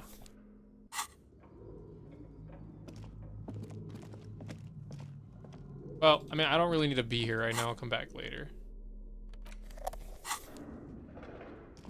I do need to meet Joyce. Fucking poor. No same place would ever put their head in to such a machine. I don't even know what you're talking about. Alright, hey. What's up? You broke down the back door, the wards, the door. It's all gone now. Dark psychic energy leeching onto my shop. Sometimes it's necessary to resort to extreme measures. I suppose it's all over now. I guess there's no escape. What are you talking about? It's just a door. Just a door? This place is cursed, Detective. They don't call it the doomed commercial area for nothing. Just look at the sheer amount of companies that have failed in this house. I hope you're happy now. Happy that you've ruined everything. Now that you've broken the door, the curse is coming to get me as well. First, but I thought the curse wasn't real. Of course you didn't. You're nothing but a policeman. All right. You know what? I'm willing to let you investigate the doomed commercial area. We are set on the path. There's little else to do. But before we go on, tell me, did you encounter the malignant entity? Of course, the entity. I didn't see her, but I sensed her presence. You did? Then it has to be true. I've suspected that this woman-shaped energy must be connected to the curse ever since I first saw her. Did you see that she lives inside the chimney? Chimney. The passage between heaven and hell, of course. It all makes sense now. Yes, that chimney is part of the building's central furnace, and it's enormous. She has barricaded herself behind some metal security curtains. God knows what she's doing there. Some unnatural magic, I assume. You should go find the entity and ask what happened to all the companies in the building. And do return to me after you've talked to it. I'm quite anxious to know what she has to say about the curse. I had a few more questions about the curse. Okay, but please, only a few questions. You wouldn't want to disturb the spirits. Does this curse manifest itself? The curse is so much worse than you could imagine. It's a disease, eating at the very foundation. It's the curse of financial distress, of ruin and bankruptcy. Didn't that curtain just move?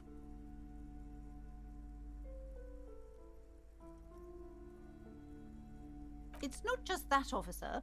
We're dealing with something supernatural here. It's the cacodemons, feeding off bad business practices and disappointing income statements. There's something wrong with this building, I can tell you. Ever since I arrived, I've sensed an eerie, lingering presence, as if I was unwanted here. Sounds familiar. Strange. I feel unwanted too. What does it mean? Truly so? Perhaps the dark energies are leeching off you. You shouldn't stay in the store too long. It may be dangerous. Why didn't you just tell me right away it's the curse? It's not good to talk about the curse, not in detail. The negativism, it's dangerous. Talking about the void wraiths angers them. Such wraiths may prove a formidable enemy. Suit up. Have you sought help from anyone? Yes, I've contacted numerous parapsychologists, and even a pair of Simonese mediators. They provided me with the wards. The wards help to keep the doom at bay and protect us against the darkness that lies further in the building, even though now I fear it's not enough. Is your pendant part of the wards as well? Oh, this? No, it's a special Himian amulet, blessed by desert pygmy shamans, with a spell of compulsion. It's to compel people to buy books. There are numerous spells cast throughout the store. I had the books anointed with a different inducement spell, for example. It's guaranteed to boost sales 15%. What about the wards on the back door? Are these Simonese as well? Yes, the Simonese are very crafty, and their wards are extremely powerful. Lesser wards simply won't do here. The woman before you scans the store, her shoulders rigid and tense. Okay. We'll investigate that later. I need to talk to Joyce, so that way I can get some money. Hello, sir. How is the investigation going? Found any curses yet? Yeah, I found a way to the doomed commercial area. Oh, that's great! I hope exciting adventures lie ahead. And maybe you can help Mother become less afraid. I'll try to put some points into composure. Book appears to be erotica, but without actual erotica. No!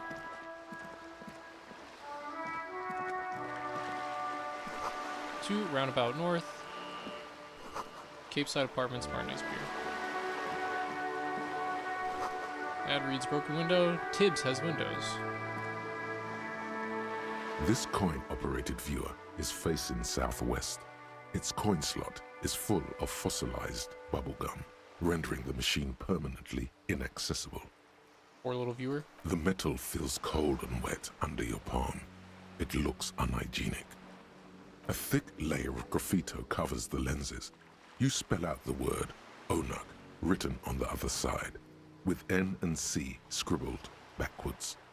Under the graffito, a sea of blues and greys appear. Behind the water lies a coast studded with concrete and reeds. On it, a church on stilts, lanky weather-worn wooden planks, an X-shaped cross topping its tower. The church looks old and weather-worn. There are no lights in the windows. Probably some kids. You had a bag in your hand. Perhaps you could collect these bottles and sell them. This coin-operated viewer is facing south. The instruction manual says to insert 25 centimes and pull the handle while looking inside. Then use the focus knob to zoom in if necessary. Fuck it. Your money disappears into the coin slot. A clunk, the ring of metal. The curtains on the display open. You lean in to catch the view. It's blurry, different blues and greens. In the middle of the shimmer stands a drab grey shape, like a ghost. The lenses shift. The ghost sharpens into an islet in the bay. In the ruins, a man-made structure is visible, a half-sunken sea fort, its concrete almost reconquered by nature. It looks as if it was abandoned quite some time ago. Nothing but a rotten tooth remains of the anti-aircraft tower. A lonely birch tree grows out of it. Its leaves ripped from it by the winter wind. Hang in there, little one. The little brave birch tree seems to wave back in the wind. There are ruins of some kind of building there. Really? I don't have the eyesight to make it out.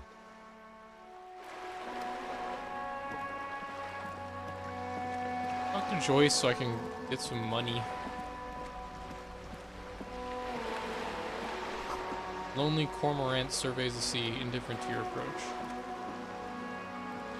Yes? Herb. Need to click on you, Kim, sorry.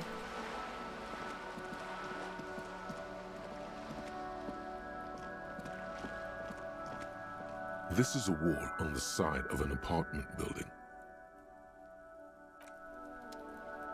Just gonna ignore that. Saint Lane, roundabout north. Capeside Apartments. Inside, the frame of a motorcycle in repair and the tools used to disassemble it. Locked. Hey, up here, Piggo. The girl up there, did she spill the paint? I'll talk to whatever her name is, I forget. Later. I think there was more construction here once, decades ago.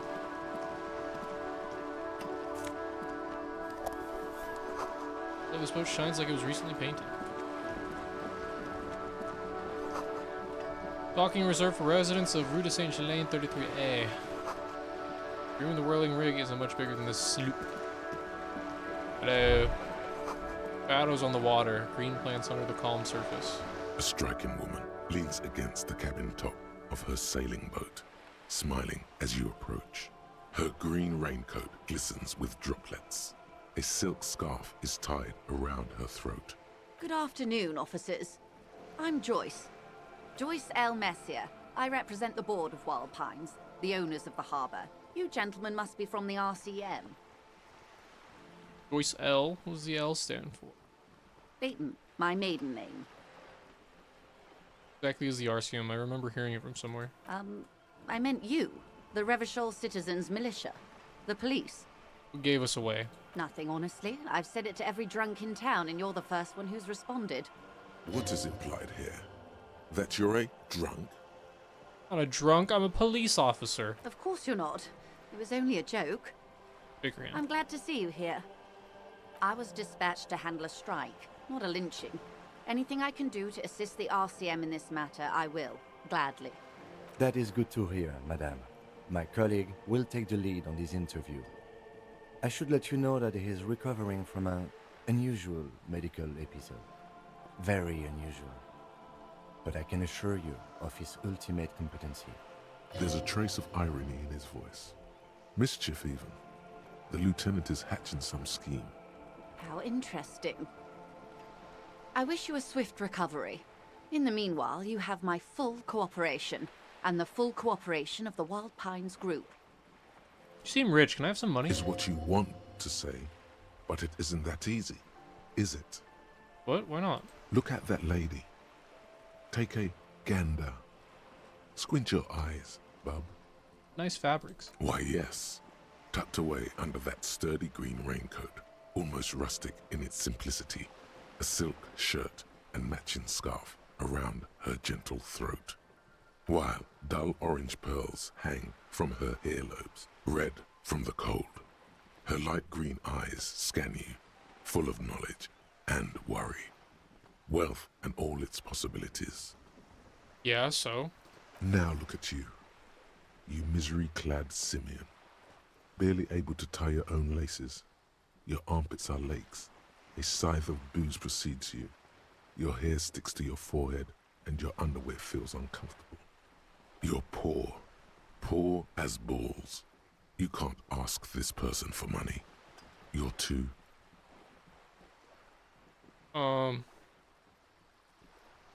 Unashamed? Oh, but you are. Too ashamed to ask this person for money. Too scared to belittle yourself in her eyes. Those half-precious stones of Ur-Denil. Oh God, the lieutenant is here too. Do not dishonor the force. Bro, I need money. As I was saying, if there's any way I may be of assistance, please don't hesitate to ask. Can I have some money? I am sorry. Fuck! It just doesn't come out of your mouth. What does is... Money. Excuse me? I didn't hear you. Did you say money? No, I didn't. Let's talk about something else. Of course. Fuck, dude. How am I gonna make money? I need to pay for this fucking room. You're on a boat. Why, yes, I am. Not a lot of people on boats, are there? Of course there are. We're on an archipelago. How else are you supposed to get around? Wait, we're on an archipelago? Yes, we are. We are on Le Caillou. I thought we were in Revachol. We are.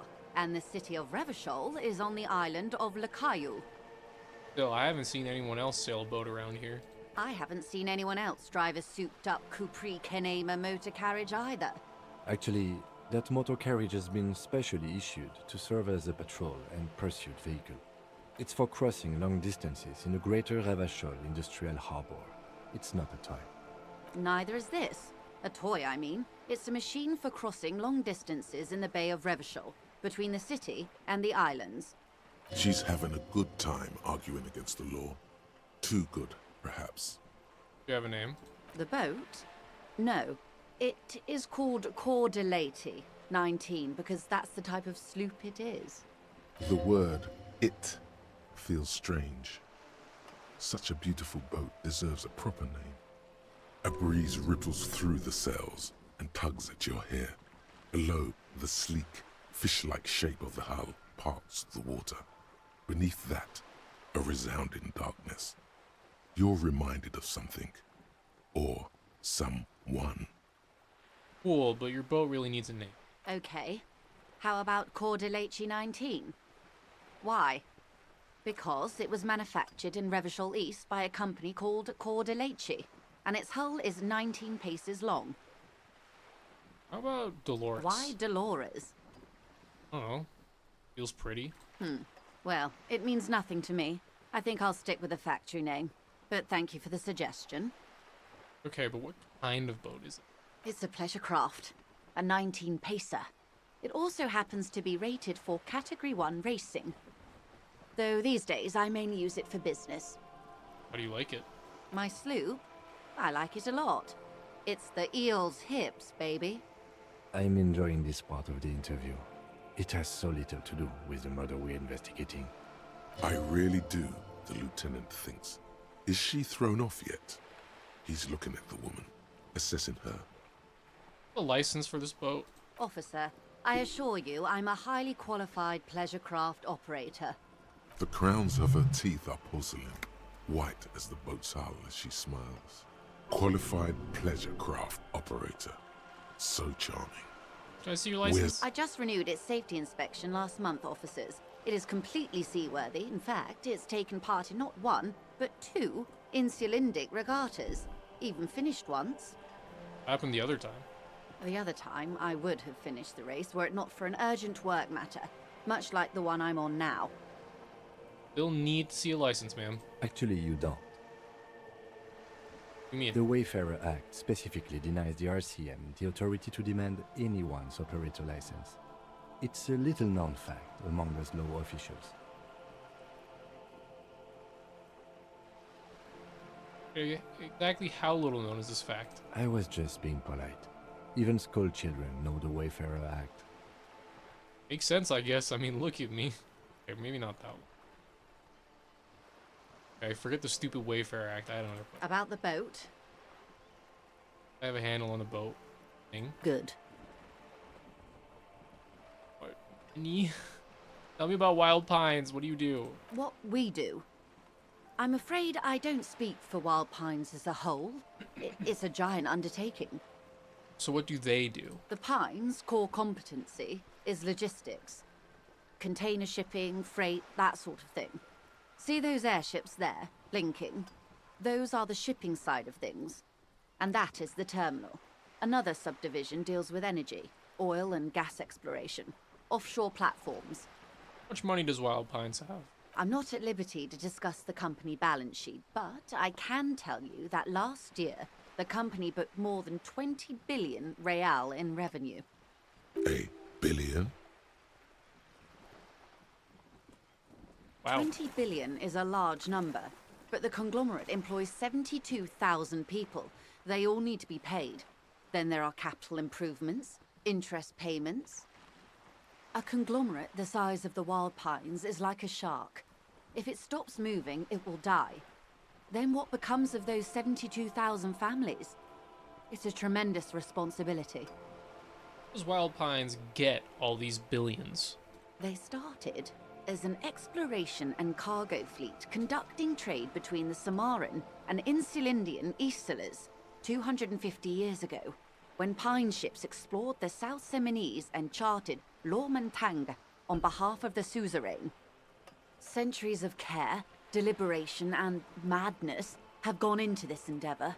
Vessels pass through the great unrest to re-emerge with apricots in tow. The logic of the system is totalizing. It's taken everything from its employees to build it. What does such a huge system want with a place like this? You mean aside from being the terminal's legal owners, who are responsible for moving 8% of the world's cargo? Don't keep it moving, the workers do. The company does nothing about them. We built this district. All the best parts of it. Rue de Saint-Ghislain, with its bastions. The plazas Meteor and Mosaic. Even some of the old street lamps have been put back thanks to the investments from the WP.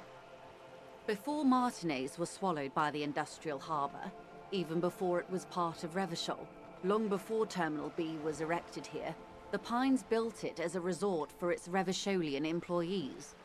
A company getaway, for a weekend or a summer holiday. Then came the revolution. But that's another matter.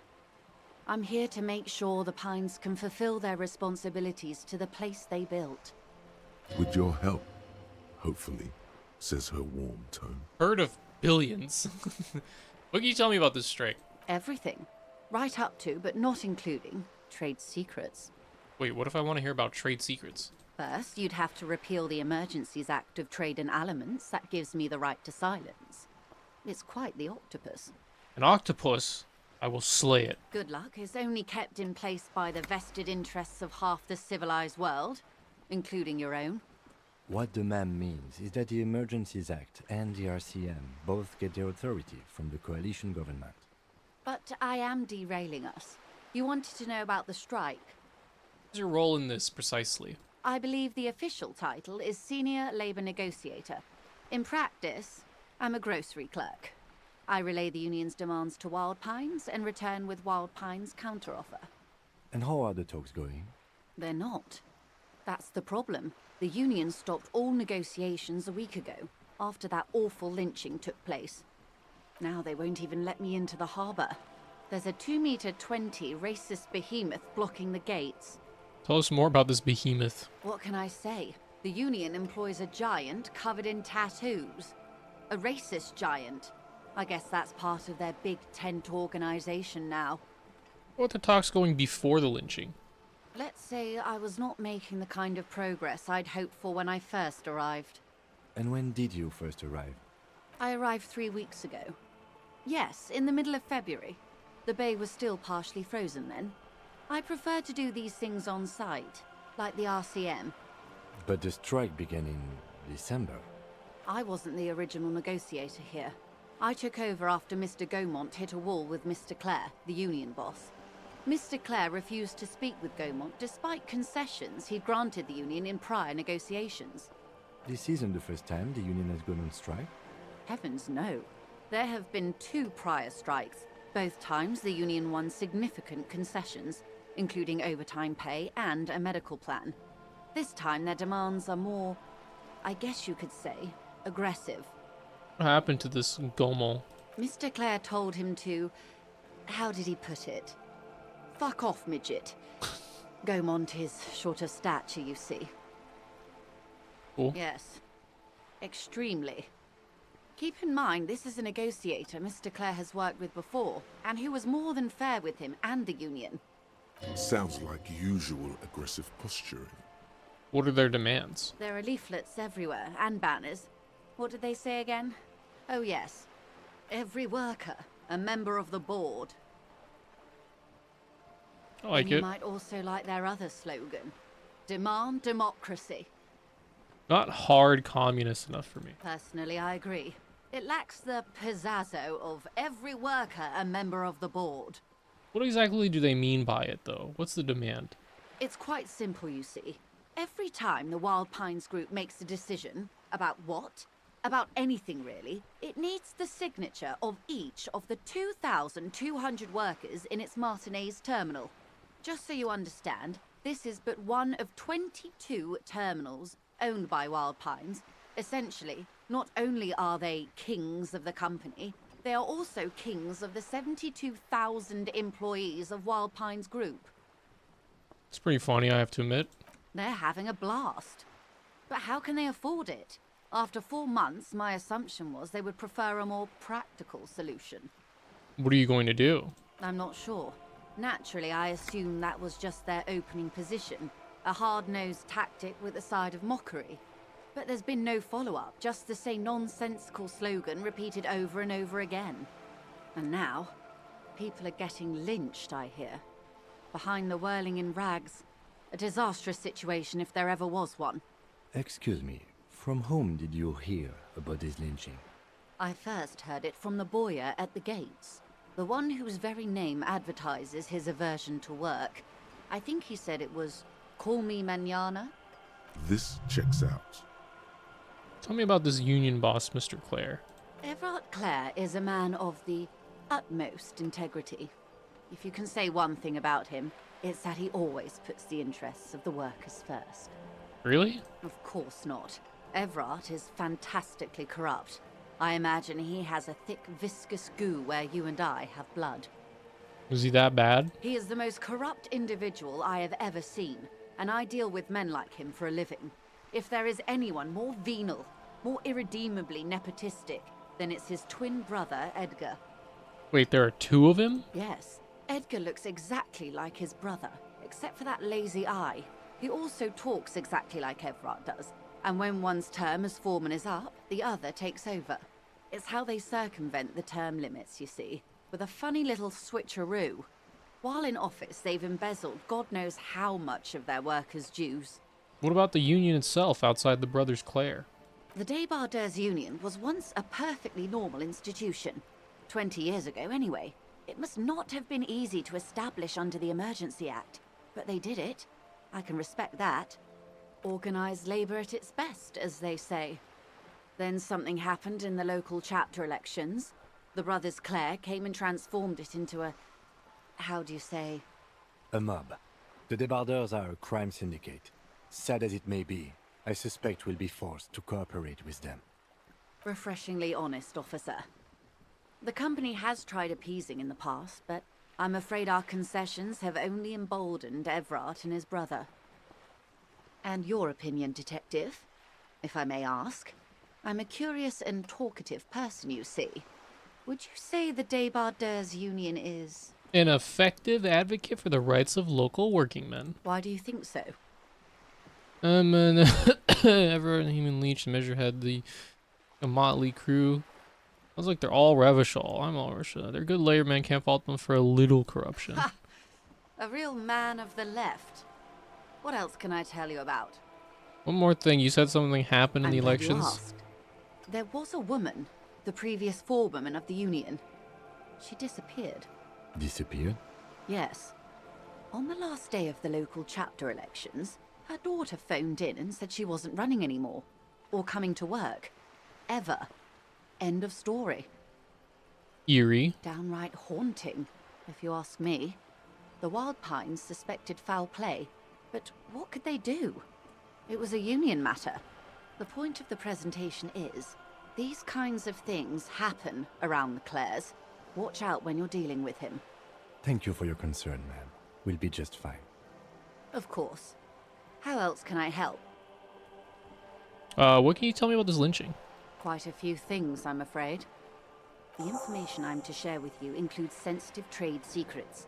For the sake of my employer, I have to ask for your names and badge numbers. Of course, ma'am. We should have introduced ourselves. I am Lieutenant Kitsuragi from Precinct 57. And this is my colleague from Precinct 41. I'm afraid he doesn't have his badge at the moment. I hope mine will suffice. How curious. Why is that, Detective? Awkwardness washes over the conversation. The woman doesn't like this turn of events. Remember when my partner told you I'd recently suffered from an unusual medical episode? My lost badge is related to it. I see. So, are you saying you lost your badge during the course of this episode? Possible. After a night of heavy drinking, I lost all memory of my life and the world. Oh dear. I suppose this does explain some of the more curious turns in our conversation.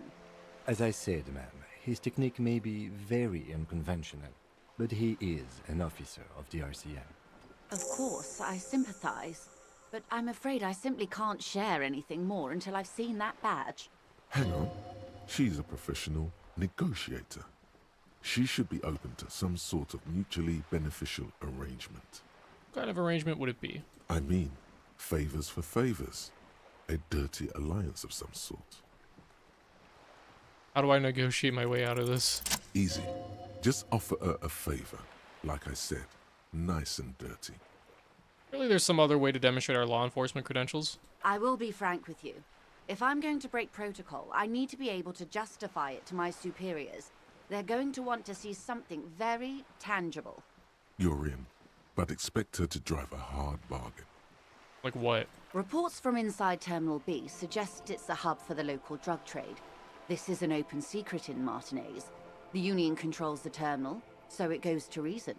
They're profiting from this trade. The company has tried looking into this matter before, to no avail. Perhaps someone with your authority and resources might turn over the right stones. Or you can recover your badge. Though if I may be blunt with you, it sounds like that may be a lost cause. No, I got Detective, this. a word in private before we continue.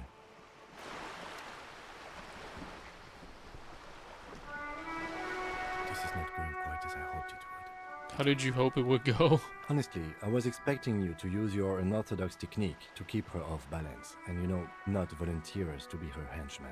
Oh, so we're henchmen now. This woman is running circles around us. She might have known about your misplaced badge all along, or she's simply an adept improviser. Either way, we've played straight into her hands. He doesn't let it show, but there is a limit to how much the consequences of your unprofessional behavior can cost the investigation. You could just, find my badge. Oh, that would be fantastic, but do we have the time? The world is large and your badge is 8 by 6 centimeters. You could request a new one from your station, but that would literally take months.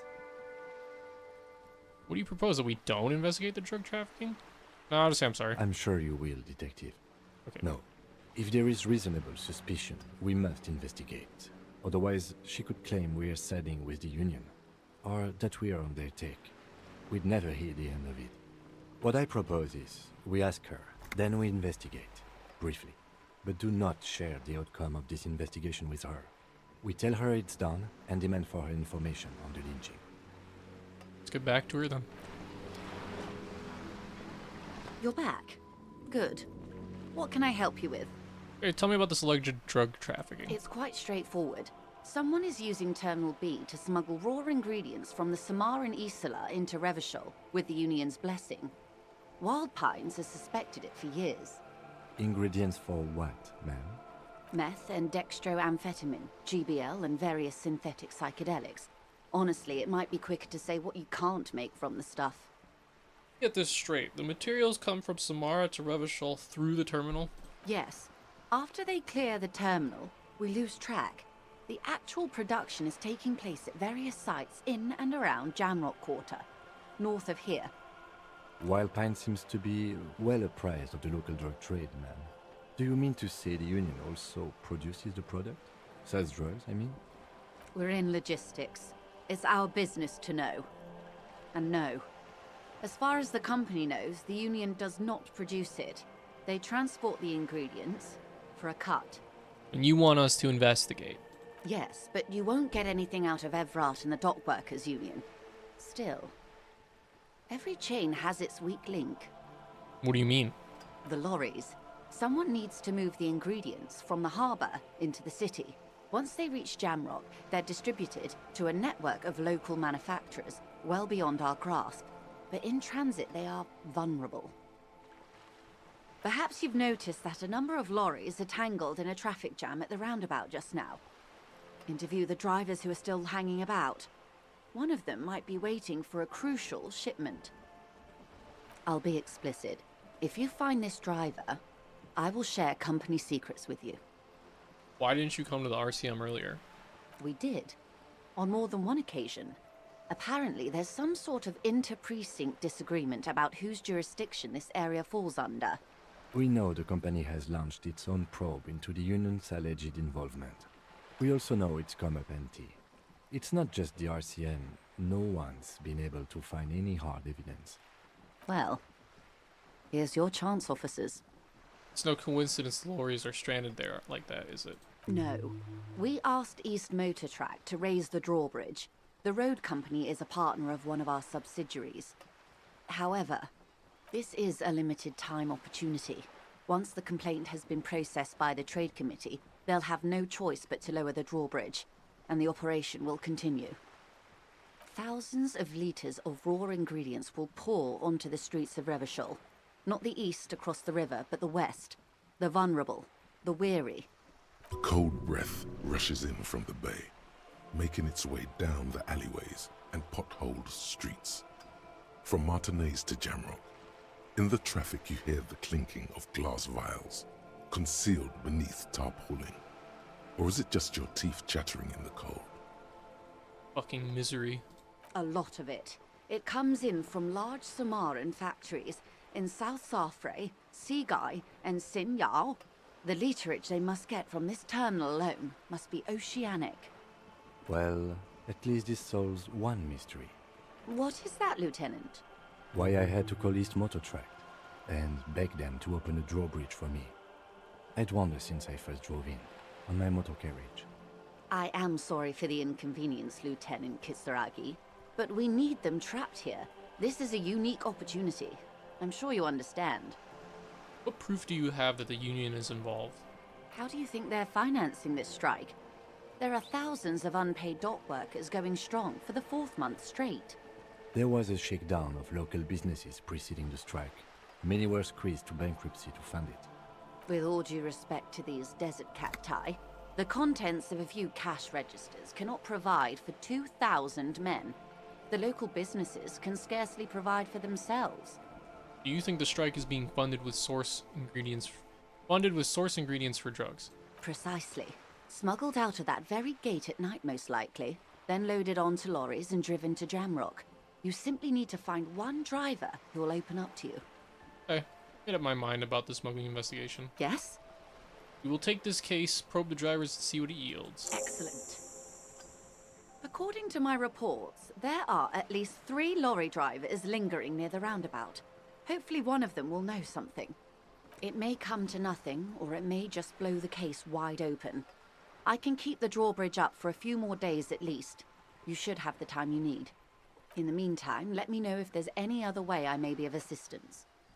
Something about these tattoos. That's the man who was killed. I'm afraid this is a discussion for once we've cleared the lynching question. Do you know something about the tattoos? Better not tie the 4th day to the Bat's day on this. I hope there is something else I can help you with. She wants to answer the question. Protocol keeps her from it. Seems smart. I need someone to give me a lowdown on this reality we're in. Actually, no, I want some money right now. Voila, you're doing it. Really put your back into it. Yell it from the top of your lungs. Seem rich. Can I have some money? Why, yes, I am rich. How much money do you need? Hopefully not too much. I couldn't bring all of it with me. She's surprisingly nonchalant about this. If anything, your finally asking it has relieved some of the tension. I need 130 real. That's a good sum. Not too small, not fantastically large. She removes a few notes and hands them to you. The paper is cold and oily to the touch. So, I hope I didn't just bribe you, officer. It may not be technically illegal under the Emergency Act, but still. Your ruthless exploitation of the entire human race. I mean, you're just helping me out. You're right, man, that donations are permitted under the Emergency Act, unseemly as it may be, as long as they are properly logged with the precinct. Which he most certainly will do. Now, how else can I help the RCM today, besides supplementing its salaries? Thank you. That's all for now. Of course, Detective. I'm gonna go pay Gart. As a little fucking broke right now, mate. And I'm gonna try to talk to the corpse again.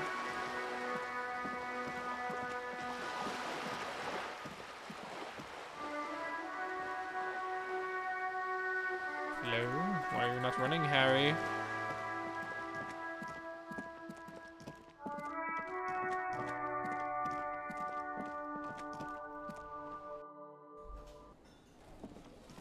Here you go, Gart. Can I help you? About that money I owe? Yes. Have you got it? I have your money. Well? Here it is. Sorry for the trouble. Great. Thank you, officer. That's all I wanted. Payment for services rendered. It's good you paid before 9 p.m., or your door would have been locked electronically. Please pay for each night in advance starting tomorrow. 20 real per night. I'll take a room here too. Of course. Always happy to have officers from the RCM as guests. Anything else I can do for you? Nope. Got a bunch of new shit to do. Don't have a map. Gotta buy it from... Can I do an Empire again? Or I gotta put a point in it. God damn it.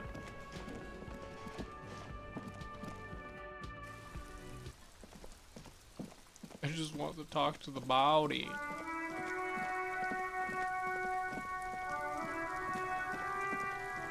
The man before you is naked. And I'm gonna save just in case. The man before you is naked, but yes. Gone. Where have you gone? Into the wild pale yonder. Where's that? In the past. Way out in the west. I can see you're gone, but who are you? I'm a joke. Look at me. You are now, but who were you when you were alive? A killer. A motherfucker.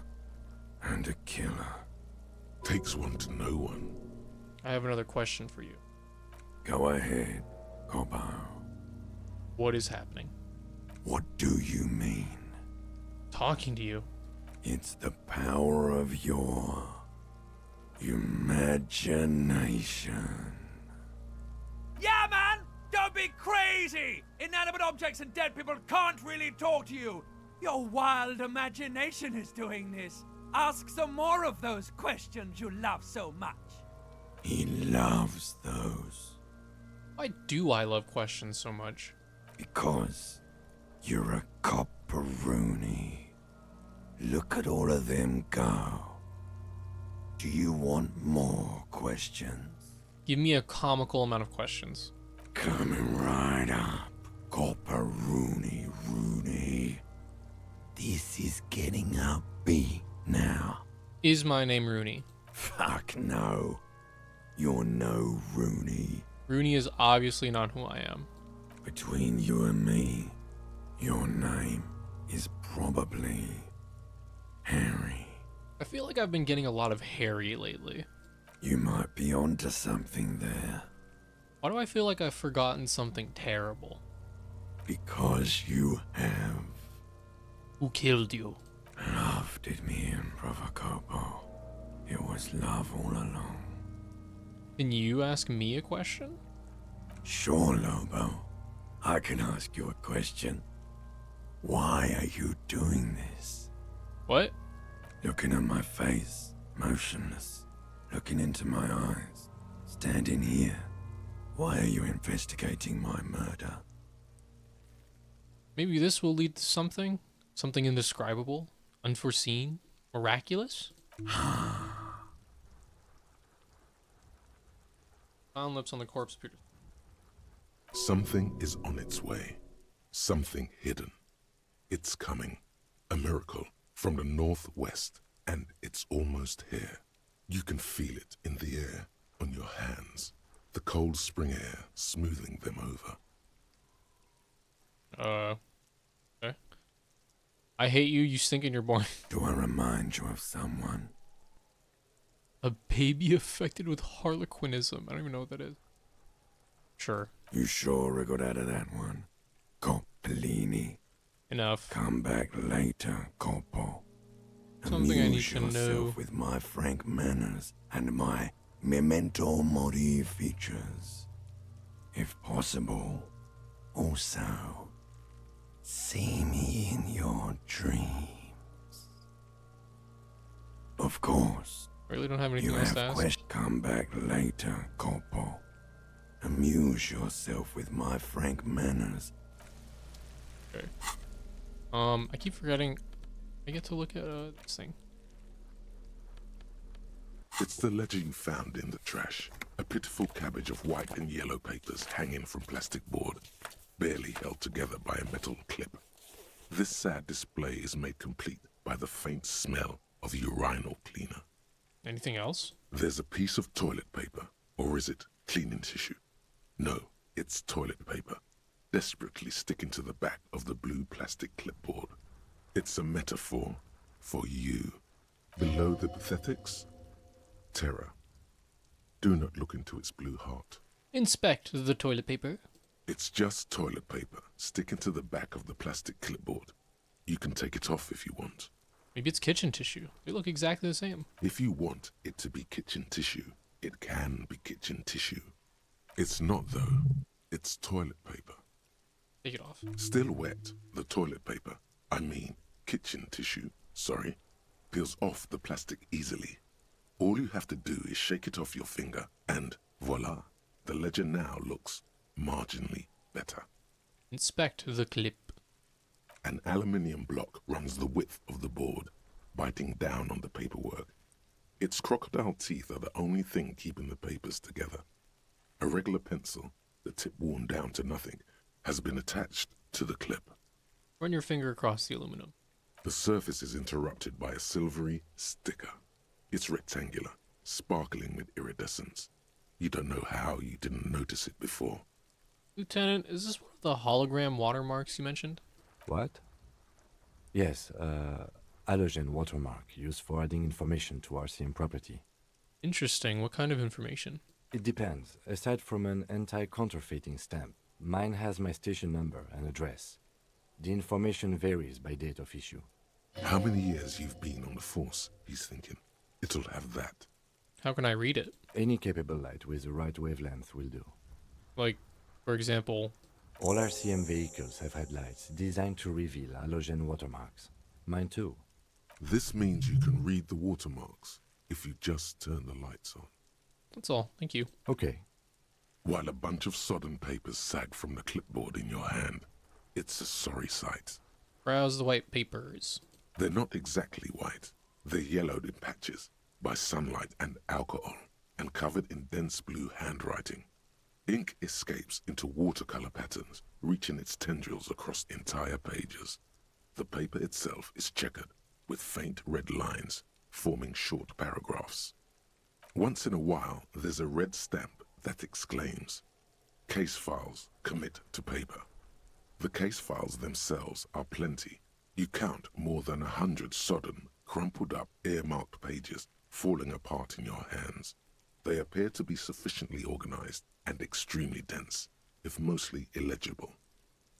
Work, strife, poverty, the Jamrock Quarter. These are handwritten logs of investigations dating back to January 51, this year. The exact number is hard to estimate due to missing pages and an odd naming convention. But there are at least 20, maybe 30 cases undertaken, not completed, mind you. There's a mention of a naming convention here?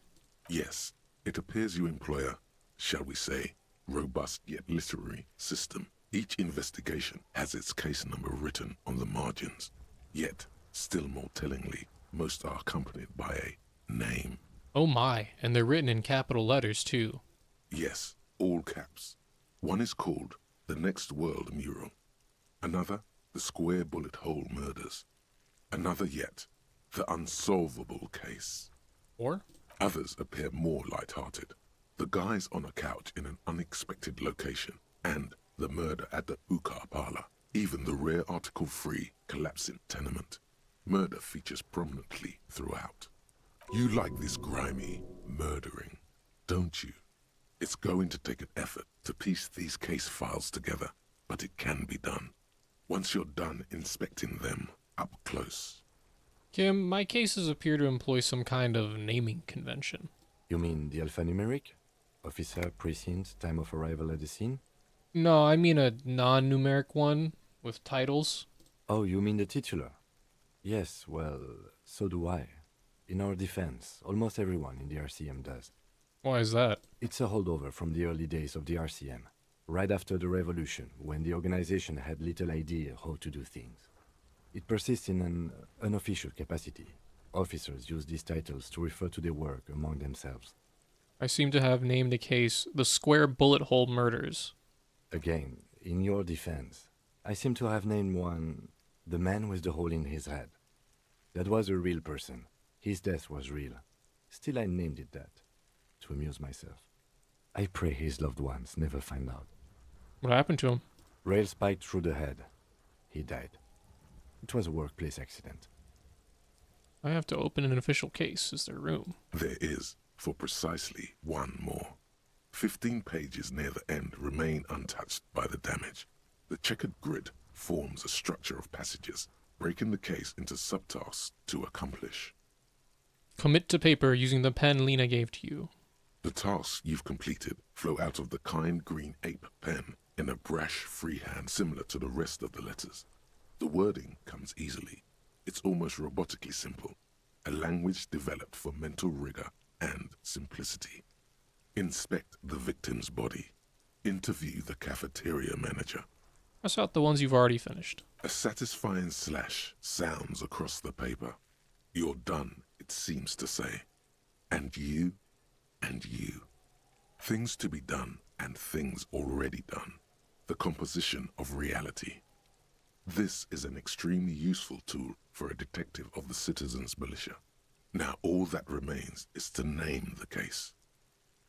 Lieutenant, have you by any chance named our case? No, actually. Any ideas? Oh. The Furies are at home in the mirror. Furies? Yes, well, I don't know. I have to be honest, I'm not experiencing the internal strife that it refers to. And also, could you make it less poetic somehow? Just a normal case name, you know? Think, what would that be? A good normal name. The Setting Sun. Okay. It's a good name, but it has one problem. This case has nothing to do with the setting sun. At all. It has nothing to do with that, so... something more concrete, perhaps? Do you have something concrete? Mundane, usual? Usual is boring. We don't do that. Shit on a stick. Yes.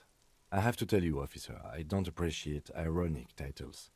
Other officers will have to use this as reference. If it's idiot or cockfinger, they're not going to get it. They're going to think an idiot and a cockfinger were on this case. So, do you have something less funny? Fun is outlawed with this guy. What a knock! Hey, Ty, don't talk about Kim like that. The Hangman. Great. That's great. That's actually what I was thinking too.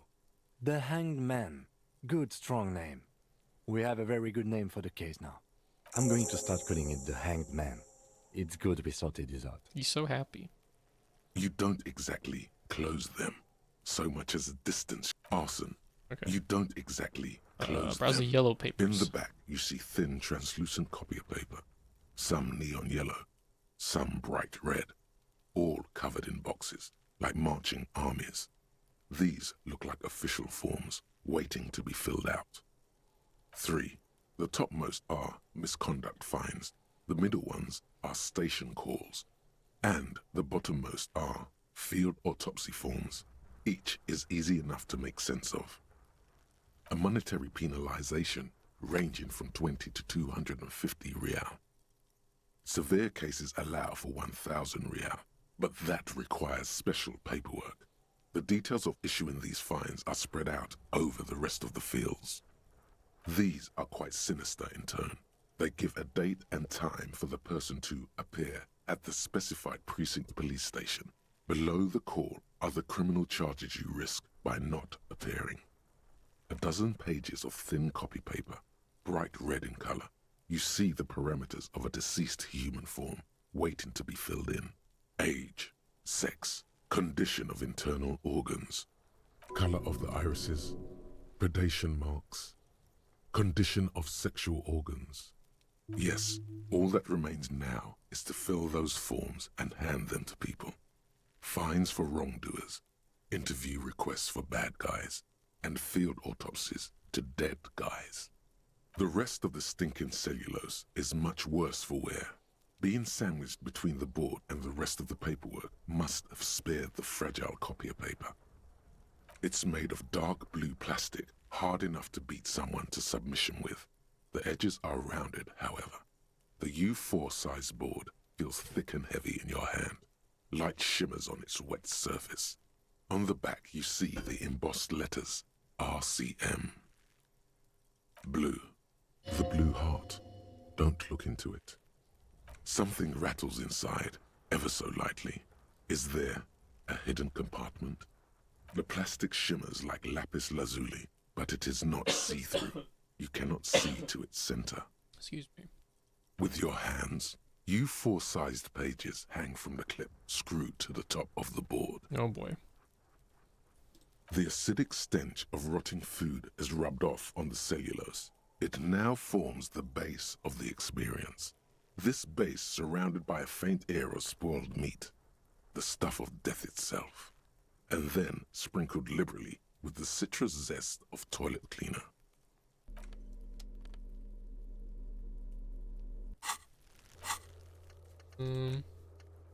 Great, gotta do that. I also gotta put in some points. Shivers. There we go. Cool. Let's figure myself out. Do the kinema.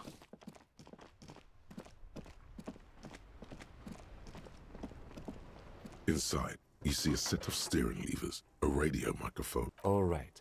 Ready? I turn, you press start. It's next to the preheater. He's downplaying his excitement. The lieutenant is more than happy to show off his precious carriage. The dashboard lights up with orange glow. The rounds per minute gauge jumps, and the engine of the Caprice Canadian comes to life with a whiny growl. That sound, you feel the wind in your hair as if you're already driving. But where? I think I put a point in Shivers. Down a narrow street, lined with shabby wooden houses, the 881 motor tracked, coiling like a serpent high above. Children play under the viaduct, eyes turn to watch you as you pass. The Valley of Dogs, and before it, a familiar dome, like a ladybug without the colors. The building has a designated parking place for your carriage. This is Precinct 41, as close as you have to home now. It's far away. The lights unfold with a little click, casting electrical light onto the ground before the vehicle. There you go.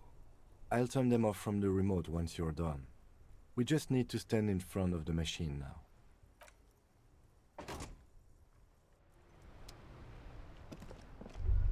As you hold your ledger's clip under the headlamp, an iridescent hologram appears.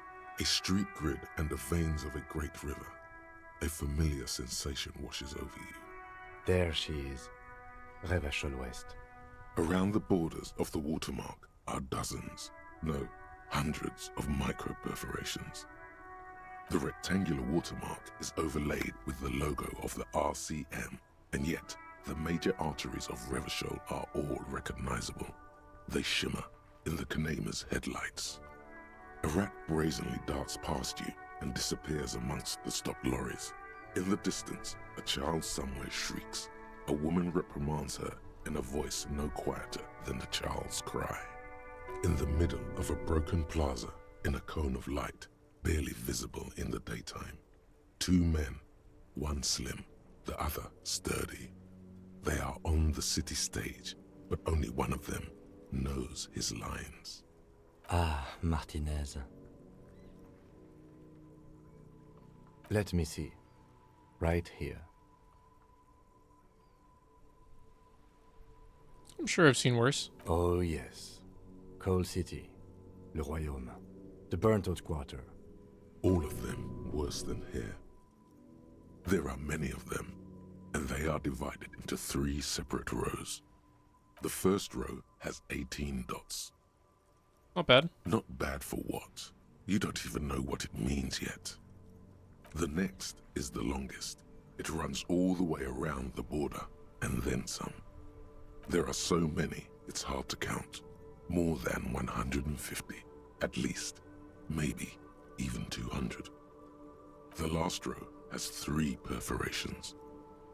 That's it. Hey Kim, what do all these holes mean? Those are perforations. They represent your record as an officer of the RCM. They are your statistics, as it were. I should have guessed you'd keep a record. Officers often do. Let's take a look. Son, here is where we score your life performance. You better hope it's good. The first row represents your years of service. 18 years. Okay, not bad at all. What did you do before you volunteered? Wait, 18 years I've done this? That's what it says. I might have guessed even longer based on your age. What did you do all those blissful years of your youth? I don't know, got drunk like a megastar? Yes, that does seem quite likely. Your youth coincided with some heady days for Revachol. But let's move on, shall we? This next row, the one that wraps all the way around, is your number of closed cases. Closed is good. It means finished. You've got, let's see... Wow, more than 200. Is that a lot? It's quite a lot, even for someone who's been on the force for nearly 2 decades. Usually, clearing more than 10 cases a year puts you in the 90th percentile of all RCM officers. See, Kim, I told you I was a superstar cop. Call it what you want. You were a valuable member of your precinct. Now, let's look at the last row. Right. Those are your confirmed kills. You've got precisely 3 perforations there. Confirmed kills. That sounds pretty evil. A drink would soften that feeling. So I'm a killer. That's right. A killer of humans. For an RCM officer, especially Precinct 41, which is in the Jamrock quarter, it's rather tame. I mean that in a good way. There are certain officers who treat their kills like some kind of ghoulish game. If they do happen to solve a case, it's usually by accident. But it seems as though you are, or at least were, one of the good ones. So we have that to be thankful for. He's sincerely glad you're not a scary predator. Not to say relieved you're competent. Have you ever killed anyone, Kim? Yes. It's not a problem for him to state it, however. Everyone has their own method of coping. Some more effective or self-destructive than others. Personally, I find it helps to keep up a few hobbies. Like what? Oh, this and that. Let's not get into it now. Maybe I should find a hobby. Why not gardening? You've already got the gloves. It's meant in earnest. Please don't mistake it for a jab. Thanks for this. The lieutenant nods. Okay, let's go. Right. I'll go turn off the lights. Nice. Nice. Does that mean I can look at the ledger now? It's the ledger you found in the trash. A cabbage of papers hanging from the Nope. board. What else to do? I have so much shit.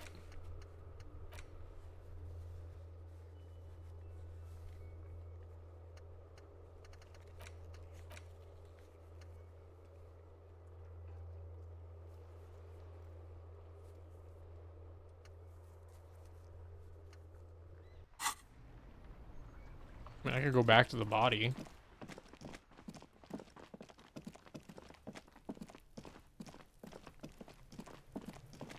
Interact with the footprints again. There are several footprints in the No. The man before you is naked, but for a pair of underpants and white boots. The material delicate, the cadaver, the hangman. Oh my, there's something on the belt. It's hard, but industrial. Like in a circus. When the circus leaves town and they tie a black... Yes, it looks like The cadaver hangs from the cargo belt. Limp. Of course. Alright, let's just get him down. The steel reinforced belt presents a unique challenge. I brought chain cutters, but I don't see it. The cadaver is a good 1.2 meters up. Neither one of us can reach the belt without assistance. And even if we do, there's the question of cutting it. Can someone else do it? Someone else? You mean like the police? You have a point there. Sadly, yes. The whole RCM is out there right now, doing the exact same thing we are. Are we in a rush to help them? Not with this on our hands. I know it's hard, but I assure you, the others won't come to help us. And we have a growing sanitary concern here. We need to get him down, fast. We could saw the branch. Climb up there and saw the branch? Yeah, it seems dangerous. There has to be a less risky way, with less falling down of trees. I was really hoping we wouldn't. The Union appeared to be suspect in this case. It seems like a dangerous route to go down. Confirmed. It's unsafe. But what other options? The corpse twists on we the could belt. shoot him down. Bang bang time, pig! Shoot his head off! How? I don't know, just, you know, shoot up there maybe? It absolutely will not, officer. That's... Yeah, now we're talking. Entertain a Kuno with some shit. They'll miss! The pigs will miss Kuno! Silence. With his and produces a lightweight firearm. He drops a paper cartridge in the barrel, separates the scouring stick, and gives the cartridge 5 tucks. He then steps back and assumes the fellow's desk position, taking aim. The corner of his eye twitches. His finger is on the trigger. Easy does it, partner. He's gonna fucking miss! The kid's voice is drowned in a shrill blast that echoes off the walls of the surrounding tenements. A cloud of smoke slowly... God damn it. He feels bad about it. About his eyes, mostly. Just having bad eyesight. Fucking idiot! Mukabat asshole! Kuno could have hit it easy, but then Kuno's not fucking handicapped, is he? God damn it, get your shit. I'm not gonna do that. What now? I have to say, it's beginning to look unlikely we can get him down without assistance. Can I have the gun? I should try with my... all of this. Oh, my interfacing's at 3. Not do that. Let's not do it. I mean, we kind of have to. They do have the tools and the men. And since it looks like they put him there... okay, let's do it in the lousy, dangerous way. To ask the suspect for help with the victim's body? To be indebted to Everard Clare? Very much, yes. Which is why I would have preferred us to handle this ourselves. Clearly we can't. Suck my dick, bitches! He's a dangerous and corrupt man, and we cannot predict what he will want from us in return. Yeah, don't go being someone else's bitches. You're Kuno's bitches. From the gates, by negotiating or fighting. I'm unenthusiastic about fighting. Or we can try to find some secret third path. It's unlikely though. To the gates. Let's fight, I say. Cool. Alright. What do I level up? Shivers again? I mean...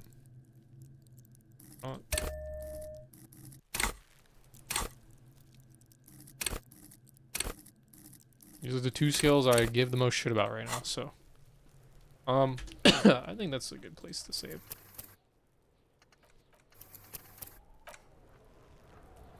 Cool. Alright. Almost 3-hour stream.